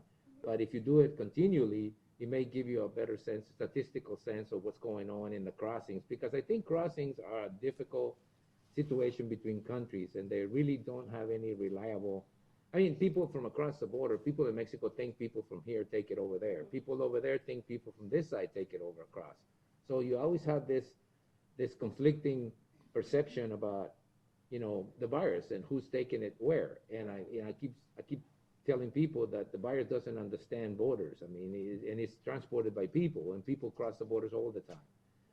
So that's one thing. The other is, if I remember correctly, there was a discussion some time ago about rapid testing vehicle, some sort of vehicle you can take to the fields, or vehicle you can take places to rapid test. Are you moving forward with that? So yeah, we looked at proposals for that, what it would look like, and we actually submitted a grant. So we're still waiting to see if we get that grant. So we're waiting on the funding announcement for that, but we did submit a grant proposal for that. Hope you get it before, we get a vaccine. But even then, I believe that that's going to be equipment that you may want to have anyway. Right. I mean, it's not necessarily, I think we're going to go through this exercise. Well, it's not an exercise, but we're going to go through this, this situation for the next few months, maybe 6 months to a year. And then we'll end up with enough knowledge to know that if an event such as this occurs again, we'd be better prepared with PPE and with equipment and testing and so on and so forth. Now, going beyond that, are you guys ready with the flu shot, the regular flu shot, which I think people need to get? Yes, we have our flu shot. We have been offering the flu shot. And so it's readily available. We're asking people again, because of social distancing and to limit people waiting in our waiting room, to make an appointment. But we've been, I think so far, we've already done about 1,000 doses. So people have been pretty responsive. And again, the health department will continue to provide those vaccinations to the public. And then just a reminder that, they're readily available through the community. So through your pharmacy, through your clinics. But again, we will continue to provide those. And we want to remind people that that's important. You don't want to, having the flu, obviously, if you don't want to catch both COVID and flu. And again, we want to avoid the surge to the public or to the hospital's clinical system. Which is what I think. Right. Which is what I think would be one of the very few positive outcomes of this whole thing, is I hope people get the message that, they don't really want to get a complicated, protocol happening to them of, getting the flu and then getting something else that makes it even worse. Right. So to everybody in the 65 beyond age, or, well, don't raise your hands if you're there, but, you need to understand that essentially just you don't want a much more complicated situation to happen to you. So please take those precautions early. Any questions? And thank you very much. And again, those numbers are not happening by accident. They're happening because people are following the recommendations, and the health department is on top of that. and hopefully, this situation will become much more under control as time goes by. And remember, everybody, that it only takes us to sort of relax our precautions for this thing to come back up with a vengeance. And it really is a very, very serious infection that can actually kill people. All right. Thank you. Any other questions? If not, thank you again, and go back to your normal duties. I'm going to stay here because I have the next item as well. Oh, no. Okay. All right. So the next item in the agenda is for public health services. Also, pursuant to Arizona revised statutes, we will conduct a public hearing to receive comments on the proposed revisions to the rabies licensing, kenneling, and impound fee schedule, and adopt and sign resolution number 2020-36, rabies licensing, kenneling, and impound fee schedule for the Yuma County Public Health Services District to supersede our previously adopted fee schedules effective immediately. Right, so that is our yearly process to basically negotiate a fee schedule to, is it the Humane Society? It's the Humane Society, and I just want to introduce Annette Lagunas, who's the Executive Director for the Humane Society, who is here with me, and we'd be more than happy to answer any questions. But again, this is just, again, every few years we revisit that. We actually revisit it on a yearly basis. But again, it's just looking at it. Again, what we want to do is want to promote responsible pet ownership, and I'll defer to Annette as the expert in that area. But again, it's a minimal increase, and we don't want it to go into effect until January. Mm-hmm. All right, so what we're doing here is we're having the public hearing to receive comments, and what you're saying is basically the fees aren't going to increase that much. How much is not that much? So the boarding, thank you, Yeah. Chairman, Supervisors. Annette Lagunas, Humane Society of Yuma. So the boarding fees currently are $10 per day, and they would increase to $12 per day. So it's a very minimal increase. That particular increase we haven't seen in many, many, many years in our organization. So that fee will only be applied to animals that are brought into the shelter that the owner is reclaiming. So this is not a fee that the county would pay. So this is an ordinance fee for the owners. In addition to that, we're asking for a small increase. I believe it's also about $2 for the licensing. Yuma County is one of the cheapest in the states with regards to licensing. Some of the counties in the state for an unaltered animal is upwards of $75 per pet. So We'd like to consider that affordable, not cheap. it's affordable, yes. So those are the increases that we're looking at. Now, the kennel permit fee, what is that? A kennel permit fee is not something that we really utilize here in Yuma County that I'm aware of. But basically what that is if somebody has a certain number of animals, if they're over that, then there's a fee for having that many animals on their property. Oh, I see. And this is dogs. We're talking dogs. All right. Well, I thought that may be something that you pay to, to be able to put your animals in the kennels, and that's why I wanted to just kind of get it clear. We have inquiries about that, and so we just want to be proactive and make sure it's in place, so that if you do, it ensures that the dog. So it's like a license fee. It's like a license fee for people to be allowed to have. All right. Well, I'm going to open this to. Thank you. I'm going to open this to the public to see if there are any comments and take it back to the board. Is there anybody in the public that would like to comment about the kennel fees and, the fees and the licensing and impound fees? If not, I'm going to return it back and turn it back to the supervisors for their action or comment. So what you're asking us to? Oh, go ahead. Mr. Chair and Annette, that kennel fee, how many animals is it per person to end up with that? Pancrazy, I don't know the ordinance, but I off the top of my head, I want to say it's 6. That's what I thought too. Yes, over 6, and from the way I believe the ordinance reads is that they have to be licensed in addition to that fee. Okay. So there's that fee for having that many animals on the property. Primarily, the people who are going to go after that kenneling license are those that are breeding. Yes. Yeah. So that is primarily where we see that licensing come into effect. All right, Mr. so- Chair and yeah. Annette, would this prevent people from hoarding, hopefully? Potentially, yes, and it allows our animal control officers a little bit of enforcement ability to be able to say, you know, this is against our ordinance, and you will have to comply with this at least if you want that many animals. Hopefully, catching it before it's a hoarding situation. Yes. Thank you. All right, any discussion from the rest of the board? I need to have a motion to, one, adopt and, allow me to adopt and sign resolution number 220-36. So moved. Is there a second? Second. All right, there's been a motion and a second to adopt resolution number 2020-36. Any more discussion? Mr. Chairman? Yes? If you could please amend your motion to be effective January 1st. It says effective immediately for some reason, but I think the Okay.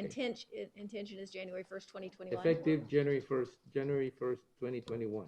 I'll amend my motion. Okay, so the motion will be amended to set a date of January 1st, 2021. I hear a motion, a second to amend the Martini motion. seconded. I think. Yes. Yeah, all right, so there's motion. All those in favor of the amendment signify by stating aye. Aye.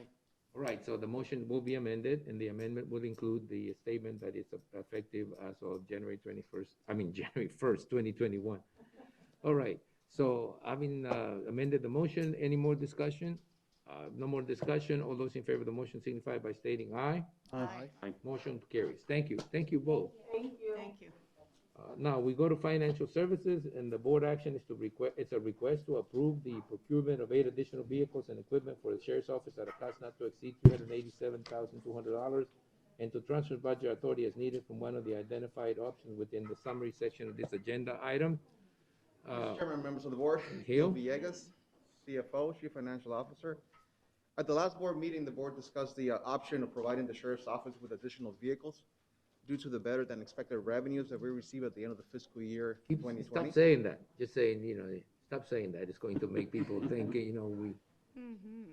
For the current fiscal year, the Fleet Management Committee originally recommended the replacement of 16 vehicles for the sheriff's office. Because of the uncertainty when we were preparing our budget, only 8 were recommended and adopted.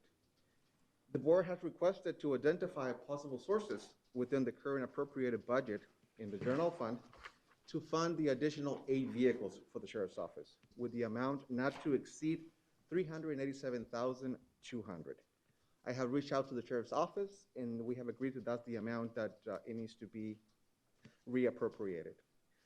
I have included in my agenda package the options that we're presenting to the board this morning, so we can repurpose this unbudgeted purchase. First, in no particular order, we're asking to consider the line item that we had for access cost increase. When we were preparing the budget, the access cost line item contemplated $967,000. That was the original amount that was communicated to us. Then when the legislative output to us, it was decreased to only $504,000. However, there is the possibility that the legislature could meet again, and we might get a request to increase that. So just exploring the possibility. Well, that would be until next year, so I hope, there's no special session called that I can remember. No, there's not going to be. And it wouldn't be effective immediately. Normally, it would take 3 or 4 months for it to get through. And it would have a specific purpose. Yeah. Of this. So that's one So the option. options are to use existing budget authority that comes from the increase that we thought the excess cost would bring, right? That's one of them, And Mr. Chairman. the other one is the existing budget authority from the Fleet Management Vehicle Replacement Program, which was asked to set aside $1 million for this year, and you would want to take that out for that. And the third one would be the contingency account that only has $287,000 in it. So really, that's not going to be a good option. Or take the money from the reserves. I'd rather go to the access thing. I think it may work. I mean, I don't know if it's really that connected, but I think we have the authority to transfer funds for any particular reason within, right? I just want to make sure. Mr. Chairman, the recommended motion from staff is to take it from the vehicle replacement program line item If you want to change it, then you would amend the motion on the But we agenda haven't made one report. yet, so, you Right, know, that's what we're it's- talking about. Yes, The so you would make it as you, if So you the want. recommendation was to take it from that fleet management fund that we're setting up for the fleet. Mr. Chairman. Yes. When I looked at this, I agree with the chairman. I want to take it out of access, because if the legislature does come back and try to increase that amount, They'll say you the got a money. little bit of a tool to say, well, wait a minute, You already have it. we don't have that money because We use it for the we sheriff. use it for the sheriff, we use it for law enforcement. I think that gives us a little bit of a tool when we go to the Look, legislature. I'm always concerned that anytime we save money to do something, the legislator takes that as a way of, you know, actually assessing us. So to me, I mean, that's really not, it is like being punished for being right or good. So I don't like to have anything left over that the legislator can use to reduce the amount of money they fund us. I agree. So that's why I immediately thought, okay, well, if we haven't gotten that increase and they haven't had a chance to do damage, and the damage they probably do will be next year, why don't we just use the money from there? Yeah, I think that gives you a tool to say, you know, hey. Well, we have to use it for some, you know, for some valid reason. Mr. Chairman, that was definitely one of the options that we provided to the So board. the motion would need to be amended, and it would be, it would say, approve the procurement of 8 additional vehicles and equipment for the sheriff's office at a cost not to exceed $387,000, and transfer budget authority as needed from, and then you put in the excess, you know, Access line item. yeah, is that line item, correct? Correct. Do I hear a motion to that effect? So moved. Is there a second? Well, you know, there was. I'll second it. There's a motion and second to approve this. Do we want the sheriff to come over? No. No, we don't want the sheriff to come over. Hi, Sheriff. Yes, we No. had to, you know, and normally we don't want to, so stay back there. Any questions on the motion? Any comments on the motion? No? All those in favor of the motion signify by stating aye. Aye. You never had it so easy, Sheriff. Yeah, there you go. I can see you now. All right, well, thank you, everybody, for the work on this. So we'll move on to the rezoning, full hearings. And the planning and zoning agenda, where we have full legal descriptions of the property size for all rezoning cases, are available for public review at the Yuma County Board of Supervisors office. These are regular public hearing items. The staff will make a full presentation on each of the following items, followed by separate discussion, public hearing action by the Board of Supervisors. I am not sure how many people are here for, is this the one? Yes. I don't know how many people are here for this, and I'm not sure that, you know, I do have a long list of people who want to speak. So, you know, I'm probably gonna sort of take a survey and, you know, have someone speak in favor or someone speak against, depending on what is in front of me, because I don't think we have, well, yeah, you know, sometimes when we get into a situation like this, people come up and they basically repeat what the person before them said, and they'll come up and say, well, we oppose this, and then they will repeat the same reasons. So I'm gonna try to be as accommodating as possible, considering the fact that we're trying to establish some separation, and there's a lot of people out there, and I really don't wanna put a lot of people into the same place and have them risk some sort of health situation. All right, so let's begin with Development Service Planning and Zoning Division, minor amendment case number 2003. Adrian Vega, agent for Judy M. Knowlton, request to change the land use designation of .46 net acre portion of parcel 1.46 net acres in size from rural density to suburban density. Assessors parcel number 459-25-005, located at 12266 North Eagle Road, Yuma, Arizona. I didn't think this was the one, but okay. Can I have a PowerPoint presentation? Thank you, Mr. Chairman, members of the board. Mr. Chairman, can I ask to also open rezoning case 20-14? Sure, they're tied together. So Yes.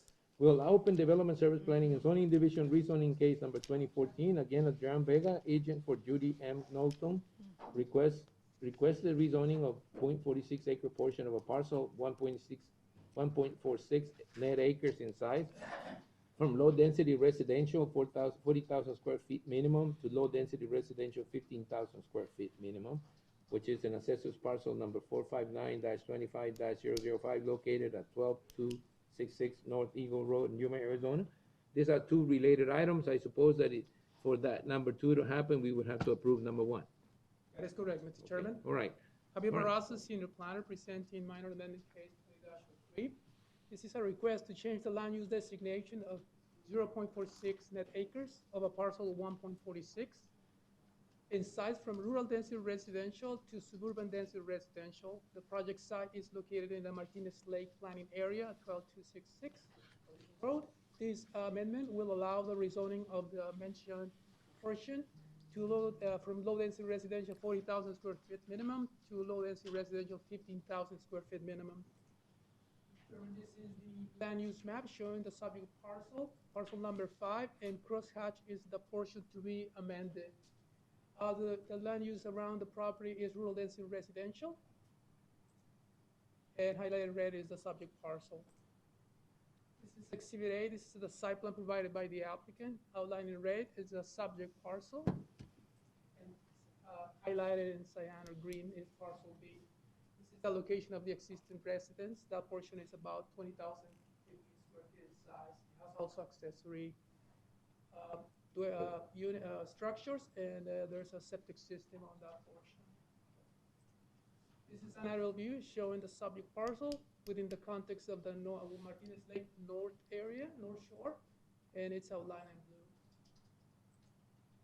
This is a view looking south of the subject parcel from north of Mala Road. This is looking southwest of the subject parcel. On the back, you can see the existing residence and accessory structures and access to the waterfront. I will touch these two slides at the time of rezoning. The Planning Commission recommends denial. Staff concurs with this recommendation of minor amendment 20-03 based on the following. The change will allow for inconsistency with existing zoning and land use development patterns. The amendment does not address an oversight, inconsistency, or other uses related inequity. Number 3, the amendment is not an overall improvement to the plan and is solely for the good or benefit of this particular owner. We'll start now presenting rezoning case 20-14. I will just go to the intent. The rezone is a portion of the parcel to R115 in order to split it into 2 lots. This will create a 20,000 square feet minimum lot and a 1 acre parcel, 2 in total. This is the zoning map showing the subject parcel highlighted in red. It's parcel number 5.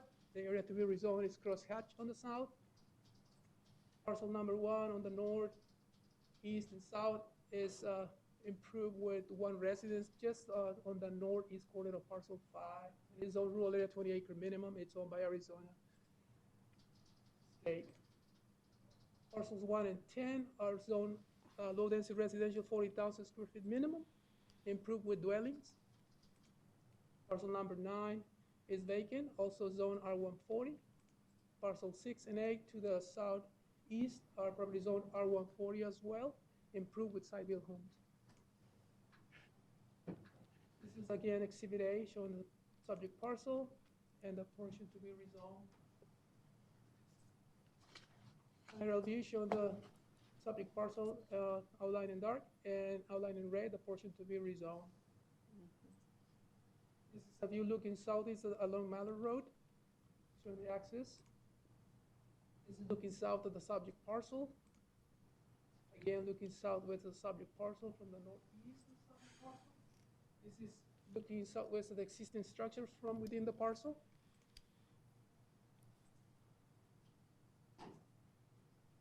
Looking south at the water access on the east side of the subject parcel. Okay. So, It's failing me for a reason. okay, so the red is, can you back up one? Just go up. No, 1 slide up. Sorry. You mean down?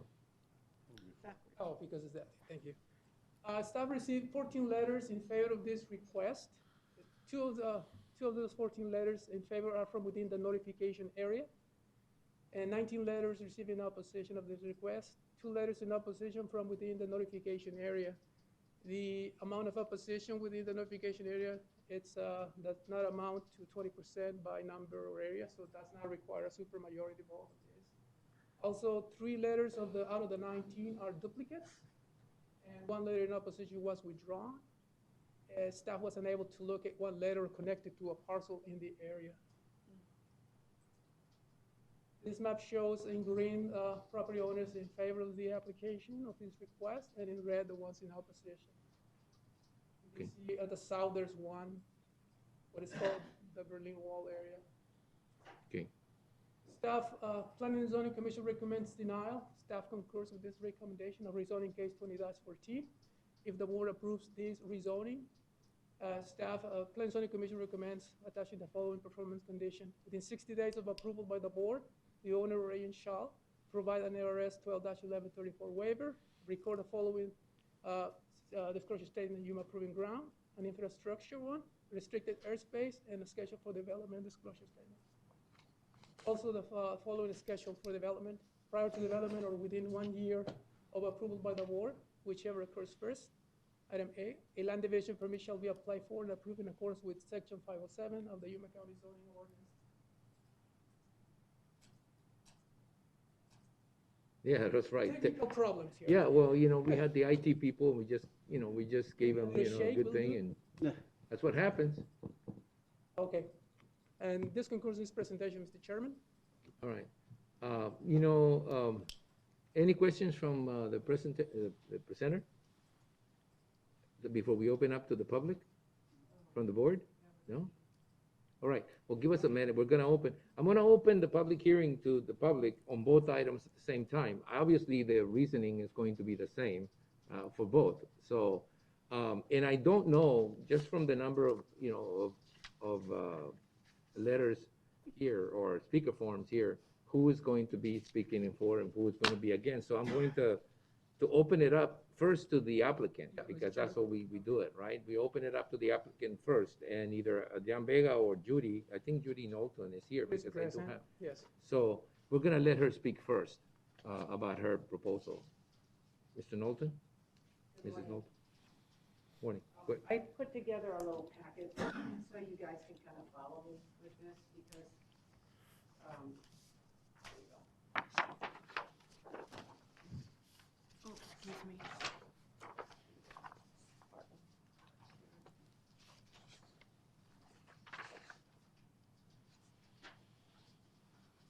I just want to start by saying thank you for hearing this.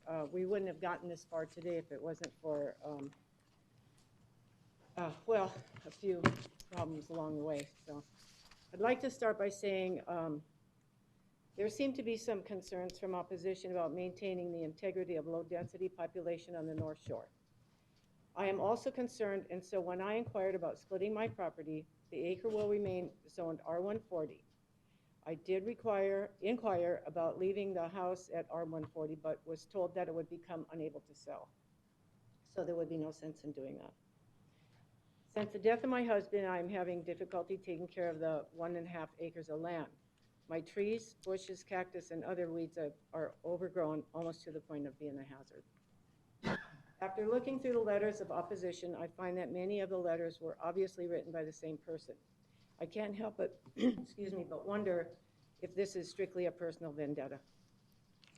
Some opposition letters say they are concerned about the traffic flow. 2 of these letters came from people that live in a 5-house compound that was built in the 2005 to 2007 timeframe on 4.3 acres. Now one of the homes is used as a rental unit that sleeps 10. Anyone worried about the amount of traffic to the North Shore should address the owner that has that rental. He gets $385 per night with a 3-night minimum, and the house sleeps 10. So you really want to discuss traffic and personal gain. Also referring to the road infrastructure, the road is currently under construction and will be paved to double lane. So concerns about traffic should be minimal. One person of opposition has a travel trailer parked in their yard with 2 permanent wooden additions that is used as a rental. Is this property zoned for rentals, or is this for personal financial gain? There are 13 properties on Dove Lane, and I had opposition from 3. Of those 3, 2 of the properties have 2 houses on their lots, and none of the properties on Dove Lane are even as large as ½ an acre. So what about the impact of their septics and wells on the environment? Some opposition letters are concerned about the electric not being strong enough for high density. I did phone and I spoke to Mr. Reinhardt at Welton and he assured me that if another house is added, there would be no electrical issues. In addition, Welton Mohawk just finished putting in new lines to the North Shore. I also am concerned about the wildlife. However, since we are surrounded by a wildlife refuge, state land, and the Colorado River, I personally don't think the wildlife will be ruined by the building of one more home. Rumors are that I am endangering the whole structure of the North Shore for my own financial gain. Please note, this rezoning and minor amendment is meant only for my use, and each request needs to be reviewed independently and without prejudice. Also, some of the opposition people made their own financial gains building and/or selling properties in the area, so I'm not sure why they would be concerned about me trying to take care of myself. I reviewed the map for the North Shore and found only 2 other properties that could possibly ask for this same rezoning. One has 1.96 acres and the other has 1.73. So the possibility of this becoming a high-density area seems rather unlikely to me. The statement about septic systems, inviting pollution to Martinez Lake, seems unwarranted to me. There are new septic systems already in place throughout the U.S. for situations such as we have here. And even the people out here with the older systems, I truly don't know of any person owning property out here that has had problems with their septic systems leaking into the lake. But if they have those concerns, maybe they should step up and put in new systems if theirs is failing. Also, the question of having enough groundwater for the wells is a concern. One person said his well is 48 years old and he had a reduction of 50% of his pressure in the last 5 years. How would you know something like that? He also goes to great lengths to talk about others having rentals. He made his garage into his own living quarters and has been renting out his house for several years. Maybe that's why his water pressure is so low. This last statement is a personal one. I have an issue with the people that think I am doing this for personal gain or my own greed. I do resent those statements since only one of you bothered to come to me directly to discuss your concerns. So I would like to end this by saying shame on you, because anyone that knows me knows that I give very generously to my community by donating not only money, but my time to the various nonprofit organizations, river and road cleanups. Unfortunately, I don't see any of you at these benefits. Thank you all for your time and consideration. All right, Mrs. Knowlton. Any questions for Ms. Knowlton from the board? All right. Okay, let me then go on and I mean, we do have letters of support and opposition, but you know, I'm going to take them in certain order. I'm going to ask people who are in support to either come up and say so, and you know, we understand the letters are pretty self-explanatory in that respect. So if you're here in support, would you please step up and say so? Thank you. And just give us your name and address. We'll tie it together to, if you send a letter. If you didn't send a letter, you got to come to the podium. If you send a letter, then your letter's here. If you didn't send a letter, then you can state. I sent a letter, but I have other things to say besides what's in my Sure. letter. Okay, go ahead. So thank you. Give us your name. I am Scott McMillan. Scott McMillan. And I'm here with my wife, Susan. We own the properties, the parcels 9 and 10 on the map that are just directly adjoining to Judy Knowlton, the applicants. I think if anybody has the most direct impact, it'll be me. I think I'm the only one that has adjoining property lines to her. Everyone else is separated by a road. My wife and I are here today to support this rezoning case. My family, our family, has been going to the Martinez Lake since 1967. I've been coming down here for over 50 years. I've seen a lot of new building and new improvements that have all been good for the community and for our neighborhood. The neighborhood North Martinez Lake, Fisher's Landing, is referred to as the North Shore. As it was previously stated, there are 47 parcels of land in that area. It's primarily a second home community where less than 50% of the people are probably Arizona residents. I try to count on my hands. I can't count 10 people that live there full-time. Judy lives there full-time. When this community was kind of created or recreated, when the state sold the land, I think to the county, and through the county, the residents, my mom and dad bought their properties through this process. Many of these lots are less than 1 acre that are there today, that are non-conforming. And there has been a couple over the years, since then, the last 40 years, that has been subdivided. Judy is requesting the same consideration that all of those homeowners have received.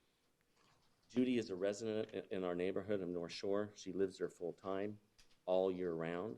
She shops, she votes in Yuma.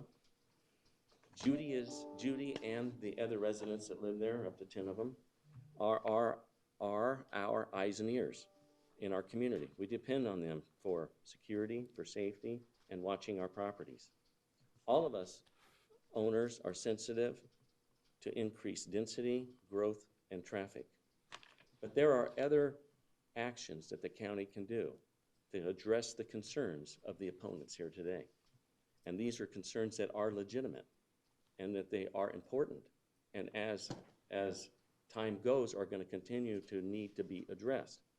And you can address those through policies, through ordinances, and through regulations. And those, and I'm not saying that I think their concerns are legitimate and are important, but I don't think by just restricting it to 1 acre is going to solve the problem. It's going to answer those questions. Over the years, I've seen a lot of new investments into our neighborhood, into our community. And new investment has been great, like the one that the county or the state is doing of improving the road all the way out through the Yuma Proving Ground, a Red Cloud Mine, and all the way out to the North Shore. So my wife and I, Susan, are here today in support of Judy. Thank you. Anyone else? Okay, so anyone in opposition, would you like to step up and give us your name and, you know, you state your case? None? Everybody's in support?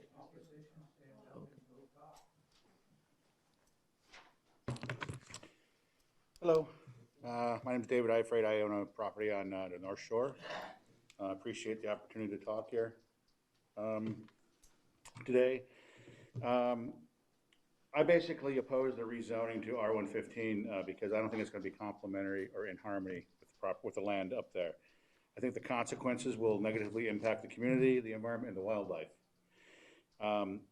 The way I look at it is if you give one person an exception, everyone gets an exception. I'm not against Judy, and I'm sympathetic to her cause and her needs, but one exception means you're going to have to give it to everybody. And if somebody comes in after she gets this rezoning and they want a rezoning and you deny them, they're going to sue you. You're going to sue the county and you're going to have lawsuits. That's my feeling on that subject. So the best approach to me is no exceptions to anybody, period. That's the fairest way to do it. Now, higher population densities have some impacts on the environment in the lower river basin. It's already out of control down there. Higher density means more drug use, higher crime, more violence, more property disputes, and more garbage. There are properties out there right now that are legally split. They have multiple water RV hookups, cleanouts. They have weekend rentals, 4 to 5 trailer spots, house rentals, secondary home rentals is what's going to happen. People split their land. They're going to build houses. They're not going to live there. They're going to rent them. That's what's happening today. I've seen 20 people in one house with extension cords buried underground, water hoses buried, no engineering, no plans, no permits. Rezoning will lead to more construction. That means more people and more human waste. The soil conditions are not conducive in that area to more septic fields, in my opinion. More traffic, more demand on limited county resources, more people equals more docks, more boats. This is not a vision of what might happen. This is what's happening already out there. So I also have an issue with the Arizona aquifer. It's in trouble. And the state is already going to miss their banking and recharge target for 2030 on the Arizona aquifers. What of the lower river basin? Was it included in the 1980 Arizona Groundwater Management Act? I don't know if it has been. My well has gone from 30 gallons a minute to 20 years ago to get 10 gallons a minute today. And I put a couple new pumps in already, trying to figure out what was wrong. It has to do with the density, and the aquifer is losing water. So more people means more off-road environmental destruction. BLM came out here a few years ago, and I was one of the people that took them on an all-day tour of all the property out there for all the damage that's being caused by thousands of renters and razors and Can-Ams and 4x4s and side-by-sides. Y'all got to do is a Google map search of the Hidden Shores area. You'll see thousands of trails that were not there 10 years ago. It's already happening, so please don't make it worse. In conclusion, all I want to say is the R115 zoning will put more stress on the environment, our waterways, the wildlife, our natural resources, and there's nothing harmonious about that. If approved, the county will be showing preferential treatment with the sole intent of providing enrichment and monetary gain to a single individual over all others in the community. The proposed R115 zoning is not positive or complementary to the area, nor can I see it existing in harmony with the residents in the area. Thank you. All right. Anyone with any other arguments that wants to come up? Good morning. My name is Charlene Riley, and I am here with and for my mother, Elaine Owens, who lives on Egret Road in the North Shore, and she has since 1986. We strongly oppose the rezoning, variance, land use changes, or minor amendment requests for the North Shore of Martinez Lake. The decision to approve or deny Ms. Knowlton's request for rezoning should not be a personal one, as it has nothing to do with Ms. Knowlton, but everything to do with keeping our neighborhood and area as it is now. The board should base its decisions based on law and facts, not the personal hardships of one resident. When a similar rezoning request was made by the applicant in 2010, that request was denied, as this current request should be also. The analysis performed and written at that time by the boards was stated and denied for several reasons, and I'd like to reiterate just a few of those because I feel that they're pertinent now. Lots of less than 1 acre in size will increase the need for additional septic systems that could have an environmental impact on the lake and the natural environment. The proposed land use will adversely impact the area since there is a lack of infrastructure improvements such as roads and central sewer and water systems. Even though Red Cloud Mine Road is in the process of being paved at this time, all of the streets on North Shore still are not. The proposed request is not consistent with existing development and zoning patterns found within the area. It would allow densities not consistent to what is in the area and would be against policies in place that encourage rural densities in the North Shore. The amendment is not an overall improvement to the plan and is solely for the good or benefit of just this particular owner. The proposed change is not logical and harmonious with the land use pattern in the area. And lastly, approval of this request may trigger similar requests that could potentially double the density in an area that lacks paved roads and access to central sewer and water. Now, these were the arguments and the reasons for denial 10 years ago. Let me ask you a question. What was the date of that meeting? Do you have that? It was 2010. I don't have the date. You don't have the date. But I read through the whole Okay. things that were submitted at that time, and those reasons were right out of that analysis. And to elaborate on that board's final statement, this approval will definitely set a precedence and trigger more requests in the future. This new zoning has the potential to add over 100 new homes in our neighborhood and change our lives forever. Thinking that this is just one property and it won't make a difference, in my opinion, is naive because others will follow suit. Since my mother has lived out there in '86, we've quadrupled what's just on the two sides of us. So what can go on further past that? And when people do, I think that the board's going to be forced to approve further requests because, otherwise it's violating our constitutional amendment that everybody should be treated fairly. All citizens should be treated fairly and equally. And if there's an exception or an allowance for one person, it's going to have to be allowed for other petitions down the road. And it may not happen in 6 months, but it's going to happen. And in closing, I'd like to say that these factors and others stated were used to deny this petition years ago, and none of them have changed, with the exception that the petitioner is now asking for actually a smaller parcel at 15,000 square feet. So if it was not a good idea 10 years ago, what has changed to consider approving the application at this time? Thank you. Thank you. Anyone else?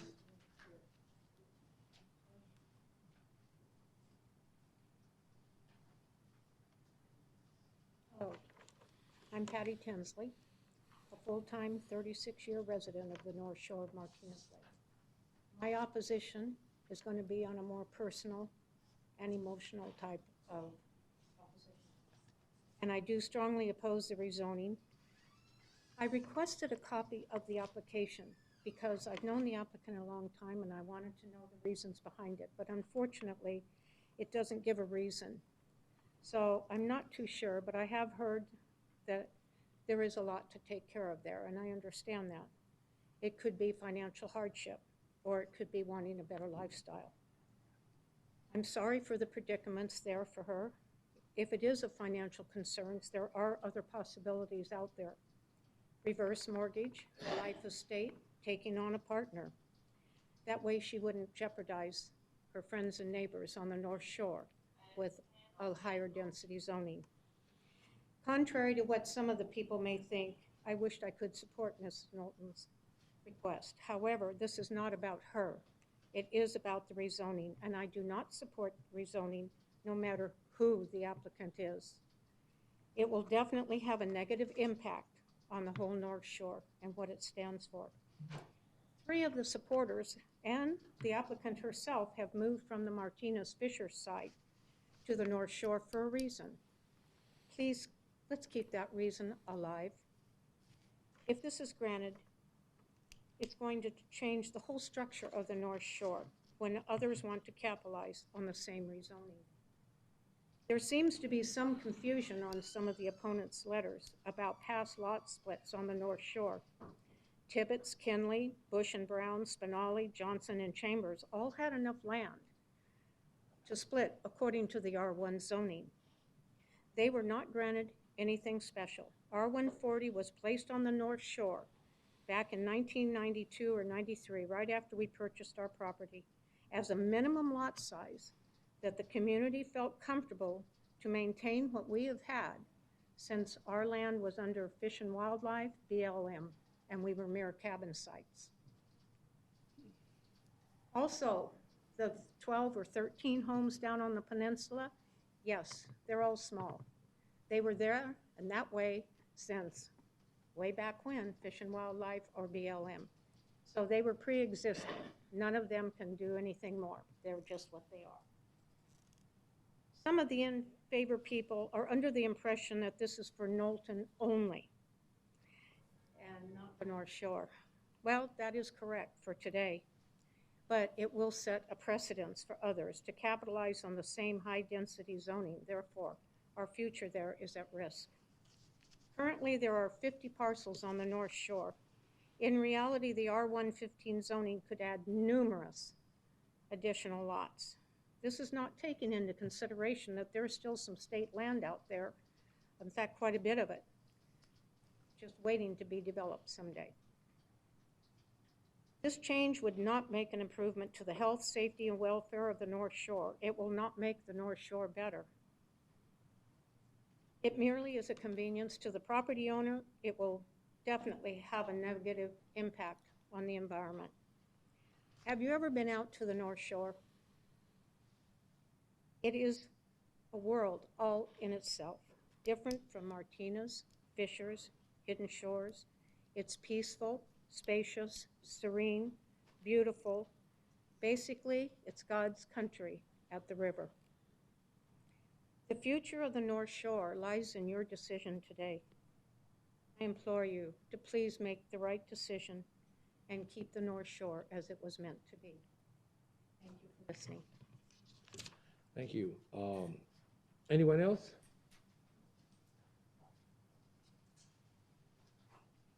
Sure, you just come up and give us your name. Hold on, hold on. She was coming up before you. It's fine. I'm friends with everybody in this room. Can I take this off? Yeah, sure. Okay. I live in Mears Point Road. I live off of Red Claw Mine Road, so I'm on the North You better Shore. take it off totally. Okay, good. And give us, first of all, before you begin, we didn't get your name. My name is Sue Townley. Sue Townley. I live on the North Shore on Mears Point Road. I've been there for a little over 7 years. Everybody, pros and cons here, we're all friends. I live with everybody. I know them all very well, the ones that are here full-time and the ones that are here part-time. Judy is a very dear friend of ours, as well as her husband that's passed away. At this point now, she was initially told by somebody with Yuma County that she had a fair chance of being able to split that piece of property and be able to sell it. So she said, okay, she was getting so many pros about it. So she paid the $1,500 for the session today. The day after she paid her $1,500, the gentleman that came to survey the property said, you know you're not gonna win. There's no way they're gonna split this property for you. She says, you couldn't tell me that 2 days ago before I paid my $1,500? So she would be, again, she's a good friend of mine, she would be open to satisfying everybody in this room if she could be provided that $1,500 back that she has paid you. It's her money. She's not going to get the land that she wants to be able to sell. At least return her money to her. And then this could be a done deal. Right, okay, thank you. I'm not sure have any mechanically questions? I'm how we would do that, but we would discuss it.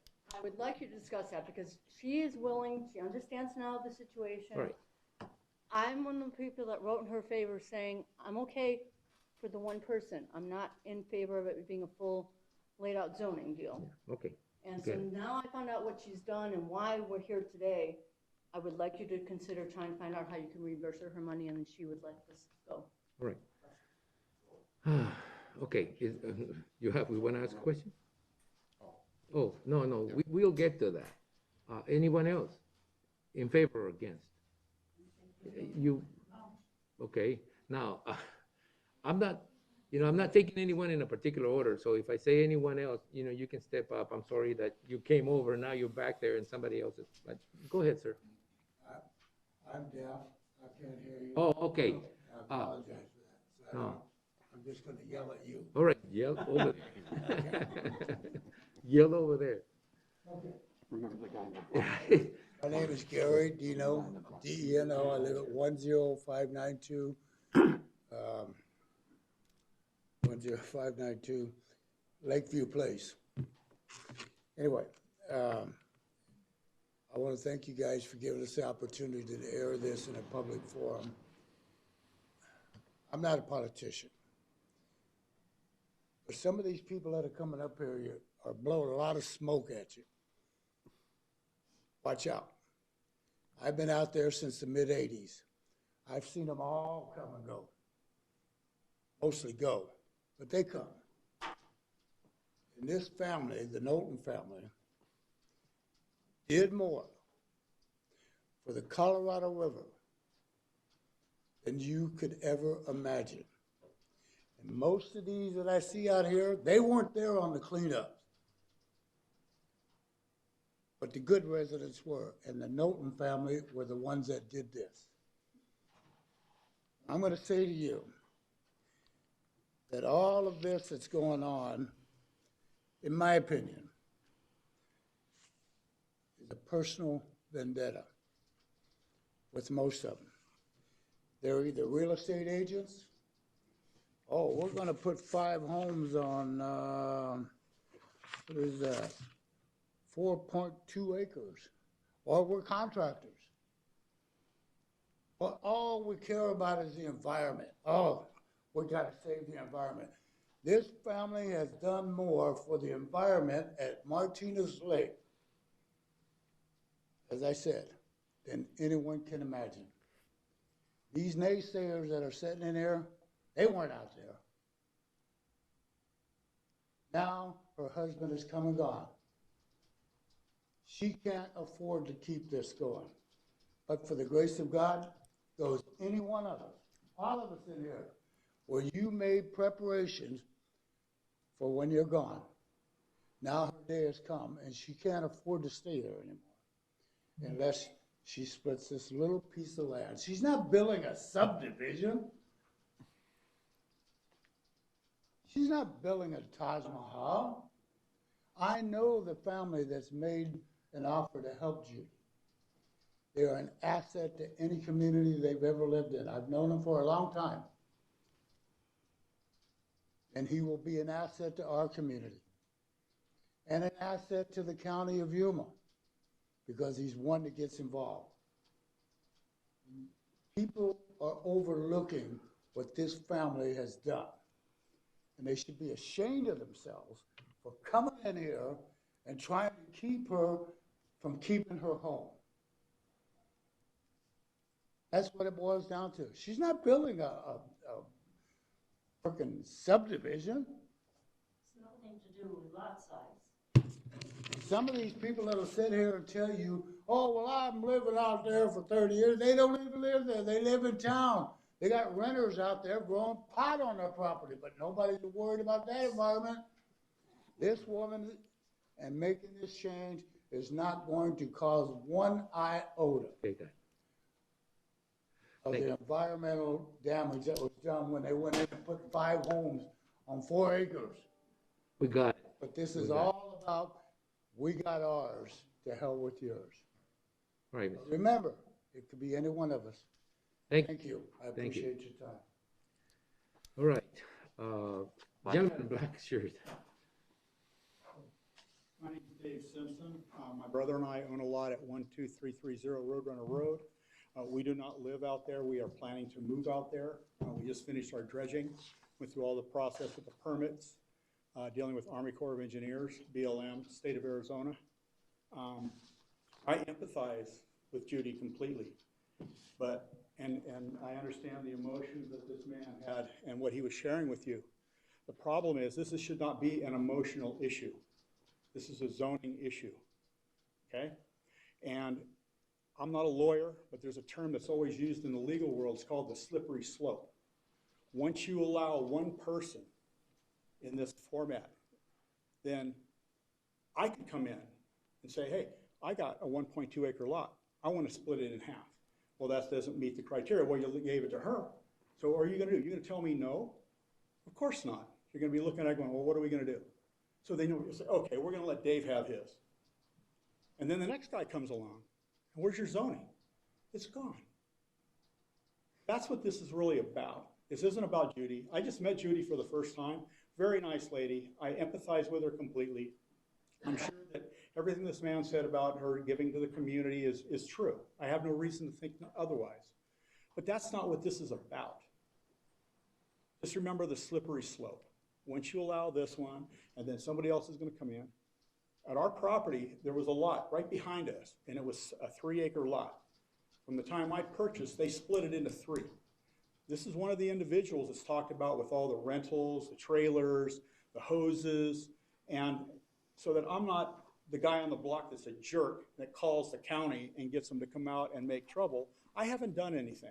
That may change.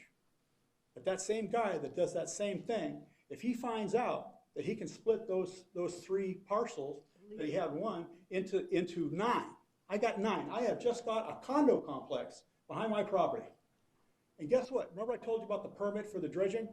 We just dredged all this lagoon out. We paid out, my brother and I put out over $100,000 out of pocket to dredge that damn thing. And this guy is now, well, most likely, if he finds out about this, I can see a row of docks taking advantage of what I did in the cleanup in an area that nobody used. Now everybody paddleboards in. So this isn't about Judy.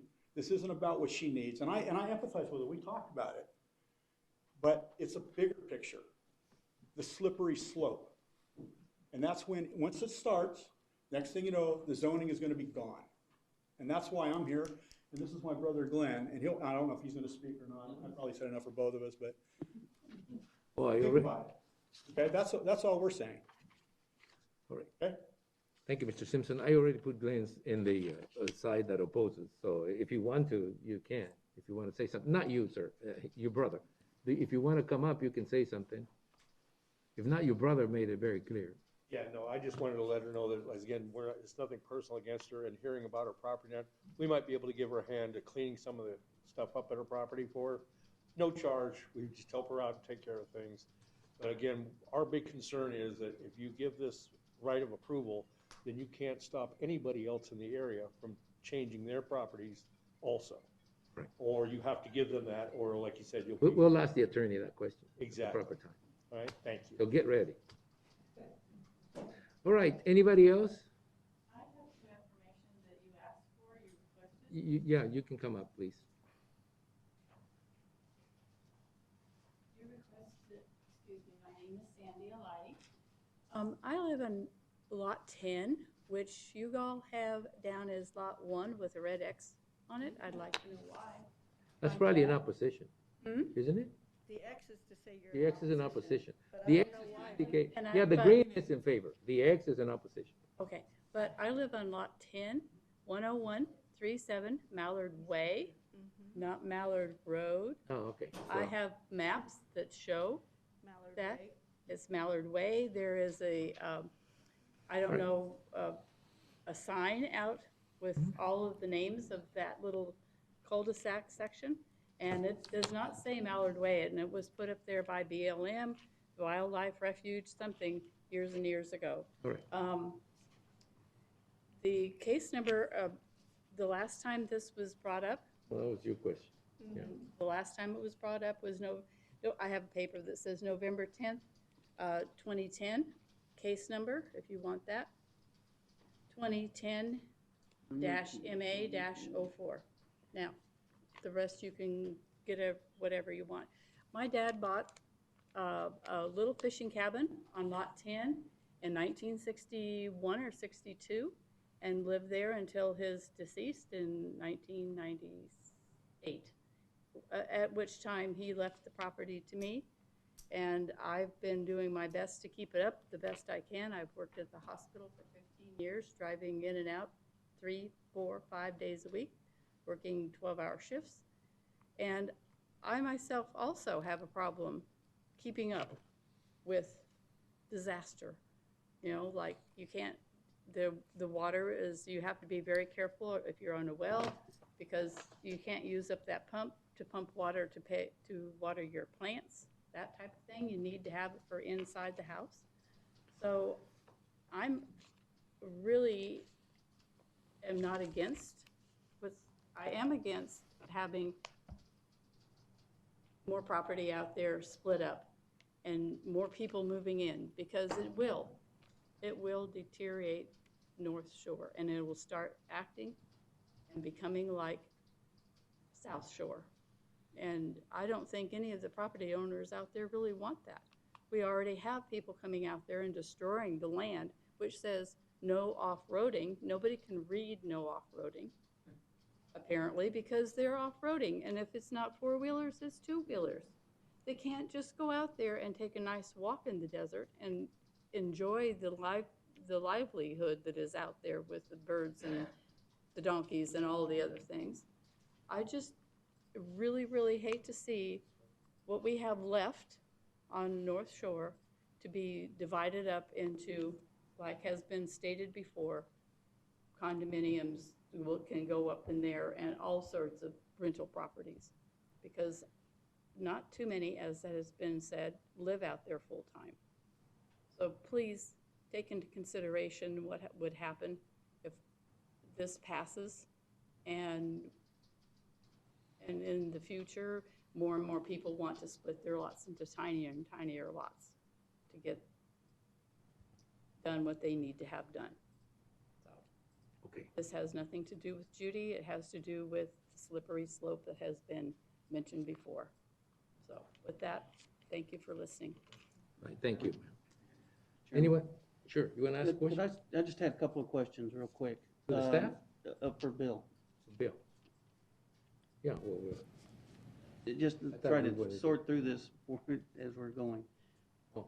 Does it set a precedent by allowing this? Before you answer that, Bill, well, after you answer that, I'll say something. Yes, it would. Okay, what effect will denying future requests have? I mean, if we pass it and anything comes before and we deny it, what kind of effect does that have on the county? It would expose the county to lawsuits. Okay, and one more question, this one's for, well, and you might be Maggie, or you might go, can we reimburse her money to her? If you can reimburse that money. Hang on a second. Can we reimburse her $1,500? Mr. Chairman, Maggie Castro, Planning and Zoning Director. That petition would have to come before the board. As far as the fees that were paid to the Department of Development Services, any fee that is paid is not paid with a guarantee that the case will be approved or denied. That is strictly the board's decision to take action on the case. The fees are used to cover the expenses or the costs incurred to processing the rezoning and the minor amendment. In order to process the amendment, staff does have to send out, and it's required by state law, notices to property owners within 300 feet of the request. We have to publish a notice in the local newspaper twice, and then property does have to be posted, announcing the public hearings that are coming up. We get that. I mean, it's not the first time we've discussed returning money, and we've been told before, it has to come to the board for the board's decision. It has to be basically posted, and we have to discuss it as an individual item. Otherwise, we set precedent. And that's kind of like what this is, and that's why I wanted to wait until Bill said that, because, I was one of those, I've been here 22 years, people, and I've had many times where I've said, this is gonna set precedent, and the attorneys at the time said, no. Every individual case, every zoning case is individual. Everybody can make these arguments differently. So to me, setting precedent, it's very difficult for me to understand, but what I do know now is that in the past, there wasn't so many statutes about, protecting landowners from losses, in their property values. And I think that's where the precedent issue now comes into play, because when a future landowner comes in and says, well, my land is more valuable if I split it, and it's been split before, then you get into the precedent question that, because there's a monetary value that the individual may say he will have, loss that he would have. So times are changing. From 2010 to now, I would say that the question at 2020 was, is there a precedent? But the answer at the time probably was that there would be some sort of a precedent, but that every case is individually decided upon its merits, and that is some sort of protection. Speed up 20 years later, and the attorney is going to say, anything you do now in terms of zoning is going to establish a precedent because it has an impact on the value of that property, and that person then now can sue based upon that, legislative decision that has been made about, losing value. Those are two questions that I think are related in certain ways, because again, returning the money that somebody makes in an application sets a somewhat of a precedent that somebody else may come up and say, well, you did it for Mr. Knowlton, you have to do it for us. Well, that set a precedent. And that, I think, is a different question, because I think the question of losing value and putting the county in a liability situation where we can be sued is different from simply acknowledging the fact that there's a low-income individual who might have thought that there was a process to follow that would have resulted in a benefit that may not. At this particular time, there's no decision been made. I just want to make those points that it is a decision that the board can make, but it probably is a decision that the board will have to make as a separate item. You would have to bring it up. Would you, or are we allowed to make it now based on the posting? Mr. Chairman, as far as the refund of the fees, that's a separate item that the board would have. That's what I thought. So I just wanted to make it clear that even if we were inclined to do that, it would have to come to us as a separate item to be discussed at a separate time. Yeah, the property owner may have to put it in writing. Yeah, you may have to, if the decision didn't go your way, you would have to put that in writing and request it from the board, and then we'd see.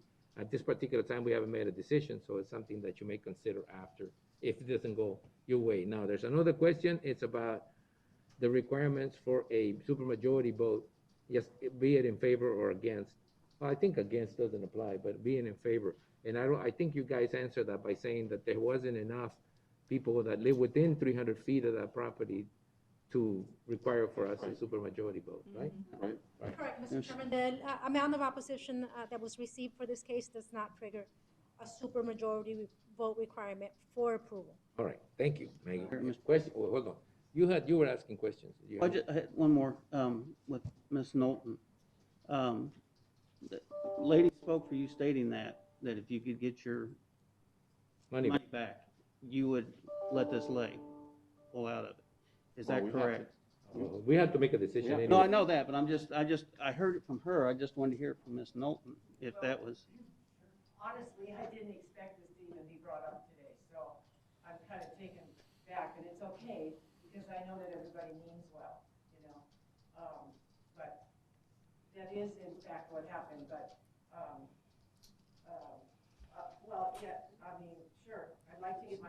Stand up. If the decision If doesn't the go your way. decision, like I said, it hasn't been made yet. Yes. But like I Right. said, we heard that from another lady in the audience. Right. And I wanted to hear it from the applicant. And this is not petitioner. as a discussion, but this is the case. So you're gonna permit us a little wait. The attorney, because he's got a mask on, I don't know, I can only see his eyes. Normally I can see his expressions, and the expressions tell me a little bit, but now his eyes are not enough to read from this far.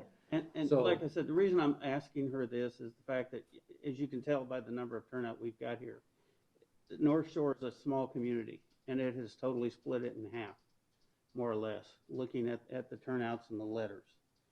And I'm just trying to think of a way where, because it's saying you got friends against friends, and Yeah. you know. Makes the case difficult. Yes. Okay, so you're saying if you get denied, you would appreciate getting your money back, and you'll be given an opportunity to request that from the board if the vote doesn't go your way, right? Thank you. All right, your question? Yeah. Comment? Well, it's both. From the day I came on the board, you pounded it into our head, there's no such thing as a precedent That's in what I rezoning. So, Bill, are you sure of that? Because that's been the mantra the whole time I've been on the board. This is the first time I've ever heard if we gave one person the zoning and not another, that it would cause us a problem, a liability. We did roundtable it, Supervisor McLeod, and it is a concern, yes, that we're bringing to the board, yes. I'm not sure the specific situation you're talking about, but we did roundtable it within the office, and it is a problem. How long ago? This was as the agenda was coming up, just this past week. Oh, right now you did? Yes. On this particular case. Huh, that's interesting. I talked to John and kind of gave him a heads up. Well, let me just again, okay, well, let me just restate again why I think it matters now. It matters now because now I think that the general public, especially a landowner, has the ability given to by the legislature to sue the county if he feels that a negative decision by us impacts the property owner. Now, because of the zoning that it is right now doesn't allow any of this particular use, then the fact that we allow that to happen will set a precedent, allowing other people to claim, hey, if she can do it, I can do it. And that's where I think we run into this issue, whether there's a precedent established or not by a decision made by us on a property that is similar in the same location kind of thing. And I think, as I've said before, this has been a moving target for a while, because I was also under the impression, I was given the impression that there was no such thing as a precedent in a zoning case because it would be a different situation every time. It would be a different case every time with different logistics every time. Now, that's taking it a little too far, I think, when we talk about the differences in cases, because, your case may not be the same as anyone else's case. I mean, I read your statements regarding there's only one parcel that's 1.93 and another one that really would be able to benefit from this. But I think that the assumption is that the zoning designation of 15,000 square feet will fit into a lot of situations where there's a 1 acre parcel that can be divided in two simply because it's less than 15,000. Every parcel will be more, than 15,000 square feet. So yes, your situation is probably not, it's only two people in there that may be able to do the same thing that you are doing, which is splitting a property that's beyond 1 acre. But the R15 designation allows people with 1 acre parcels to split it in two, at least. So that's why I think there's some concern. Supervisor Pancras. There's a lot of BLM and state land out there, and there's no guarantee in the future that the state won't sell that property. And if the zoning has changed, if the amendment is made, then that state trust land could be sold into those smaller parcels. I don't know that, and that is not, I think, in front of us right now. What's in front of us right now is this case, and what BLM does, or what the state land department. I have so many cases in San Luis where the state land department are just simply butting heads with what's happening in reality. I know. So it's really difficult to get into that discussion. I think what we got in front of us is a situation where someone just can't take care of a parcel that big, wants to be able to continue to live there, right? And it's just too big for her now. It was enough when her husband was alive. And there's a lot of human situations that really are driving this process. And as Supervisor Simmons has said a minute ago, that this is unfortunate because it seems to be a pretty close-knit community of people who for a long time have gotten along and know each other, some more better than others. But times are changing, and this is what's happening right now. 10 years ago, it was denied. Now it may not be, but the situation doesn't progressively get better for people who want to split the property as more and more difficulties are encountered by people as they live longer and longer in that area. But anyway, I've got to close the public hearing if there's nothing else. Mr. Knowlton, thank you very much. You've been very, very specific in your request, and we'll take that all into consideration. And that's why I made the one remark in here that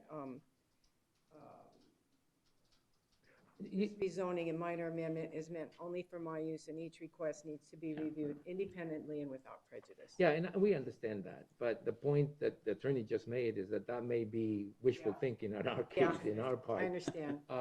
The other thing that's come up, though, and I want to, and Ms. Knowlton, sit down, because it probably won't do anything for you, but, before we leave the public comment phase, what has come up, though, is a lot of problems in that area with rentals and with people, splitting the property without asking. I really always feel bad when somebody wants to follow the regular route, the legal route to do something, and then they end up in a situation where we deny them.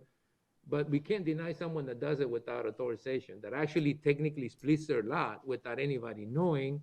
And what happens is once you open up the situation like this, if any of your neighbors complain about you renting it out or you splitting it out or you putting 2 houses that you rent to 10 people, those kind of issues are going to come back and haunt someone because, once they come out like this, it's just difficult to put that genie back. And so just be careful that you continue to be good neighbors because you never know who is going to rattle on somebody else. So, that's the other unfortunate part about this whole discussion is that, it feels really bad to actually have to say, if we go ahead and say no to someone that's trying to follow the process, that asked how to do it, that came in, that discussed the issue, that took it to planning and zoning, is now taking it to the board of supervisors. All Ms. Knowlton is doing it the right way, if that was supposed to be, what she wanted to do. And it's unfortunate that we get stories about people doing it on the side or people who don't live there and, rent their place or something. That's the really sad part because I think in a way she is in some way a victim of the open process we require people to go through to get a permit. Sometimes you find that happens a lot with people that want to build an addition that needs to get a permit, and then it becomes really difficult for them to do it, but the neighbor did it without a permit and he's got it. So this is an unfortunate situation overall from every angle that I can see if she doesn't get her approval. We haven't voted yet, so. I have one more comment. Yes, Supervisor Mr. Chairman and Maggie, can you look into some of those properties out there that are illegal? Oh, no. Then, see, don't do that because they'll follow that. And, you'll open up a can of worms you want to close pretty soon. Okay. No. The staff knows that we don't go out there looking for violations. Violations have to be reported by someone. We don't send our staff to look at something because it's going to open up a can of worms that we don't want to get into really. There's a whole bunch of people out here. Yeah, I know, but I mean, you have to understand the situation here is that everybody has really deep emotions invested on this situation, pro and against. And it really isn't much against that I see. It's more against the situation that may happen as opposed to what happened to Mr. Knowlton. I mean, I think mostly everyone that I've heard, have, feelings about the process more than the person that applied for it. I think it's pretty evident that everybody likes you, Ms. Knowlton, and that everybody feels really bad and concerned that they're having to come here to talk about the process and what the outcome. All right, can I go back to the board? Can I close the public hearing? I had something I wanted to say. A public hearing. I'm closing the public hearing, otherwise we won't ever get to the discussion at the board level instead of just talking to you all. Supervisor McLeod? Yeah, I'm going to take the very opposite approach. It's been an emotional issue, as you can all see. I understand the opposition. I'll tell you what, if it wasn't for the precedent that the attorney just spoke about, based on my previous history, based on some of the things that were said here today, I probably would have been in favor of it. And I came in opposed, really, because I had an onslaught of negative letters, but then there was an equal amount of people in support, which I didn't know until today. I'm going to beg all of you, put this aside. She tried to do something for herself, which is reasonable.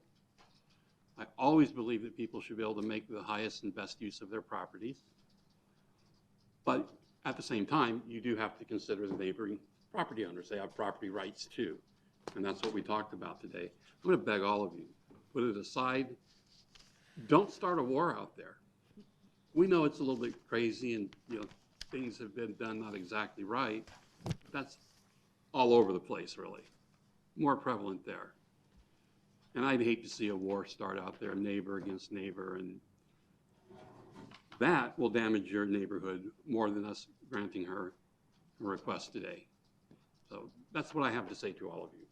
All right, well, I think we've heard plenty, both in favor or and against, and I think that was defined not against Mrs. Knowlton, but against the result, the outcome, and the precedent, et cetera. So now it goes back to the board for their decision, and I will entertain a motion either to approve or deny the minor amendment case number 2003, and at the same time, I guess, the rezoning case 2014. Mr. Chair, I move to deny minor case amendment case number 2003 and rezoning case number 2014. Is there a second? I'll second that, Mr. Chairman, based on the advice of our attorney. All right, there's been a motion and a second to deny. Any more discussion? I just want to make a point before we vote, and I don't know how the vote's going to go really, but if the vote goes against Mr. Knowlton, you know, I would say that you have a very good chance of coming back to us for the money that you put up and us being able to help you with that. Okay, so any more discussion on this? If no more discussion, all those in favor signify by stating aye. Aye. Aye. Anybody opposed? I oppose. Me too.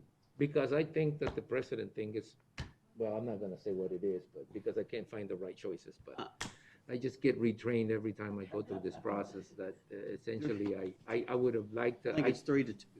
Wait, what? Would you opposed it? Yeah, I said no. You know, I opposed the motion. Let me can I make a Sure. quick statement? I'm saying I'm in favor of it happening, but I wasn't aware of all this was going on, but Ms. Knowlton had approached me months ago, and I went out there and talked to her, and I didn't foresee this. I'll be honest with you. I did not foresee this. Looking at the last P&Z hearing, which was in 2010, the vote was 9-0 in favor of it.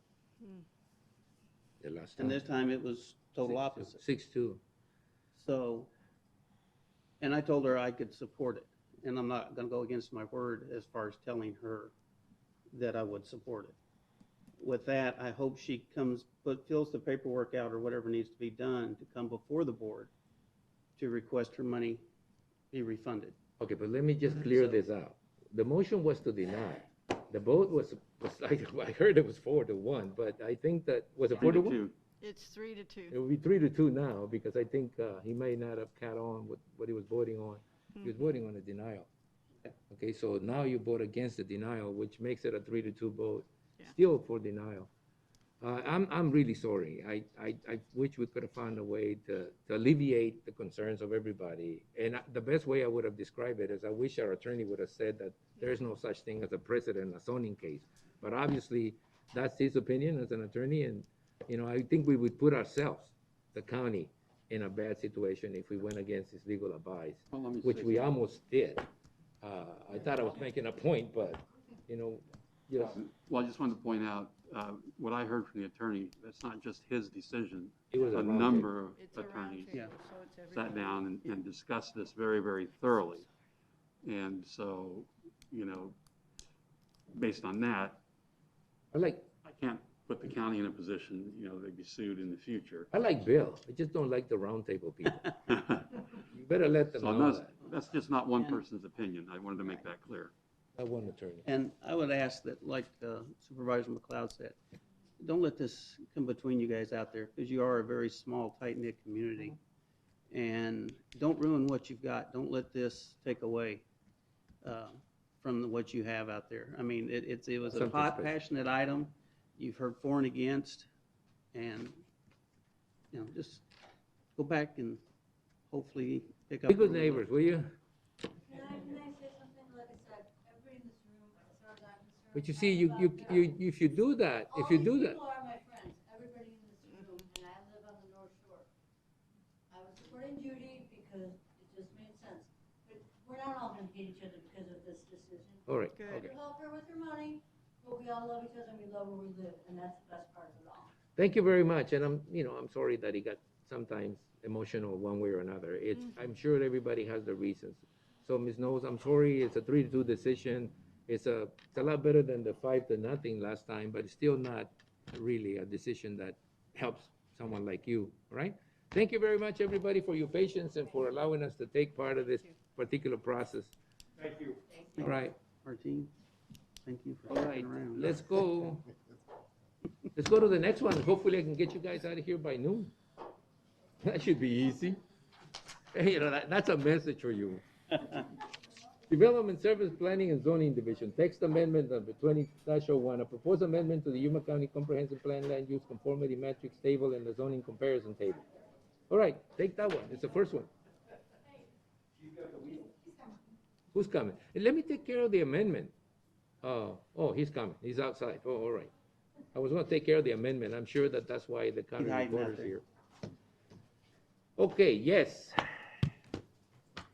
I'm sorry. Yeah, I read it. Text amendment number 20-01, discussion. Okay. What is the text amendment 2001? Oh, it's wonderful. Can we get the presentation, please? Is what? It's our new zoning regulation. Yeah, this is a good one.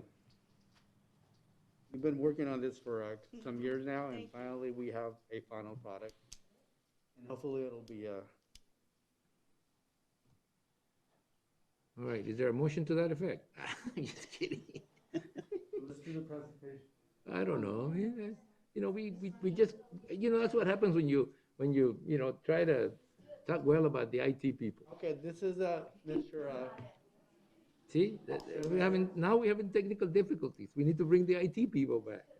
I have two cases in front of you. It's text amendment number 2001 And 2002. text amendment number 2001. They're both related. The Oh, you first mean one- 2002? Let me just back up. 2001 and 2002, or 2001 is a different thing. One is the amendment and the other one is the ordinance? Is that what it is? One is an amendment to the comp plan. They're both related to each other. The comp plan is needed because it takes in consideration the new zoning, the zoning district, and it makes it part of the plan.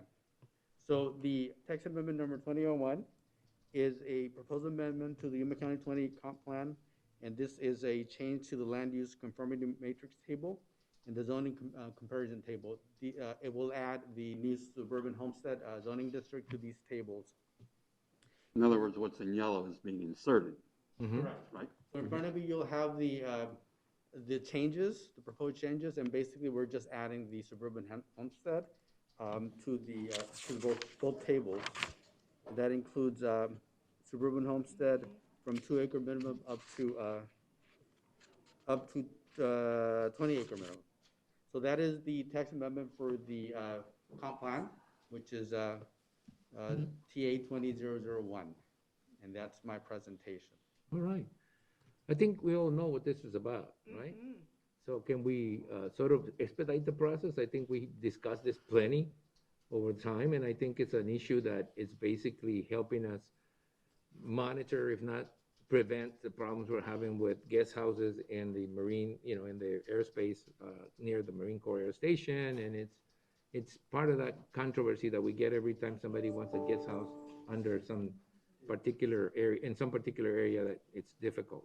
So we want to make sure that people understand before they get into it that what they will be facing if they do, right? Yes, and on Mr. Chairman Reyes, on the same note, the text amendment number 2002 is for the actual zoning ordinance, and that's where we add the suburban homestead to the different sections of the ordinance. Mhm. This is, just remember, this is a mimic of the suburban site build and suburban ranch zoning districts.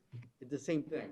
The only difference is that there's no provision on this new suburban homestead that allows people to apply for accessory dwelling units, which is, what's been on the table where MCAS hasn't been too supportive of accessory dwelling units in the noise zone. So, overall, that is the focus here. Right. Removing that provision from on a new zoning district that would prohibit people from being able to apply for an accessory dwelling permit with a special use permit. All right.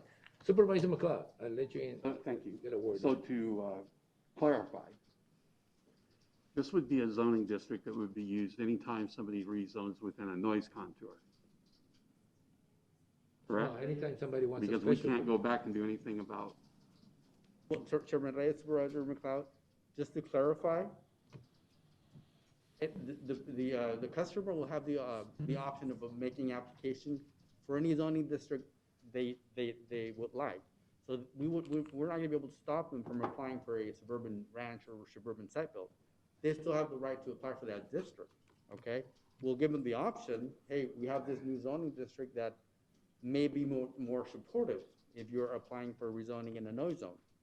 Ultimately, it comes down to you making that decision if a case is presented to you that is something other than a suburban homestead in the noise zone.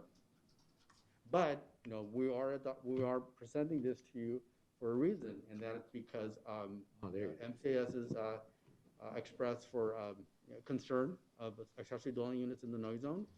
So that is, the option that we're going to give the customers. But we're going around the bush. Yeah. Well, let me restate my question. Yes. This zoning ordinance, this new suburban homestead, okay? It's giving us protection against being sued. But what by- does it do about the ones that exist today? Nothing. We're not doing anything with those. It does nothing, correct? No. Those are So- staying as is. And we're going to remove accessory buildings?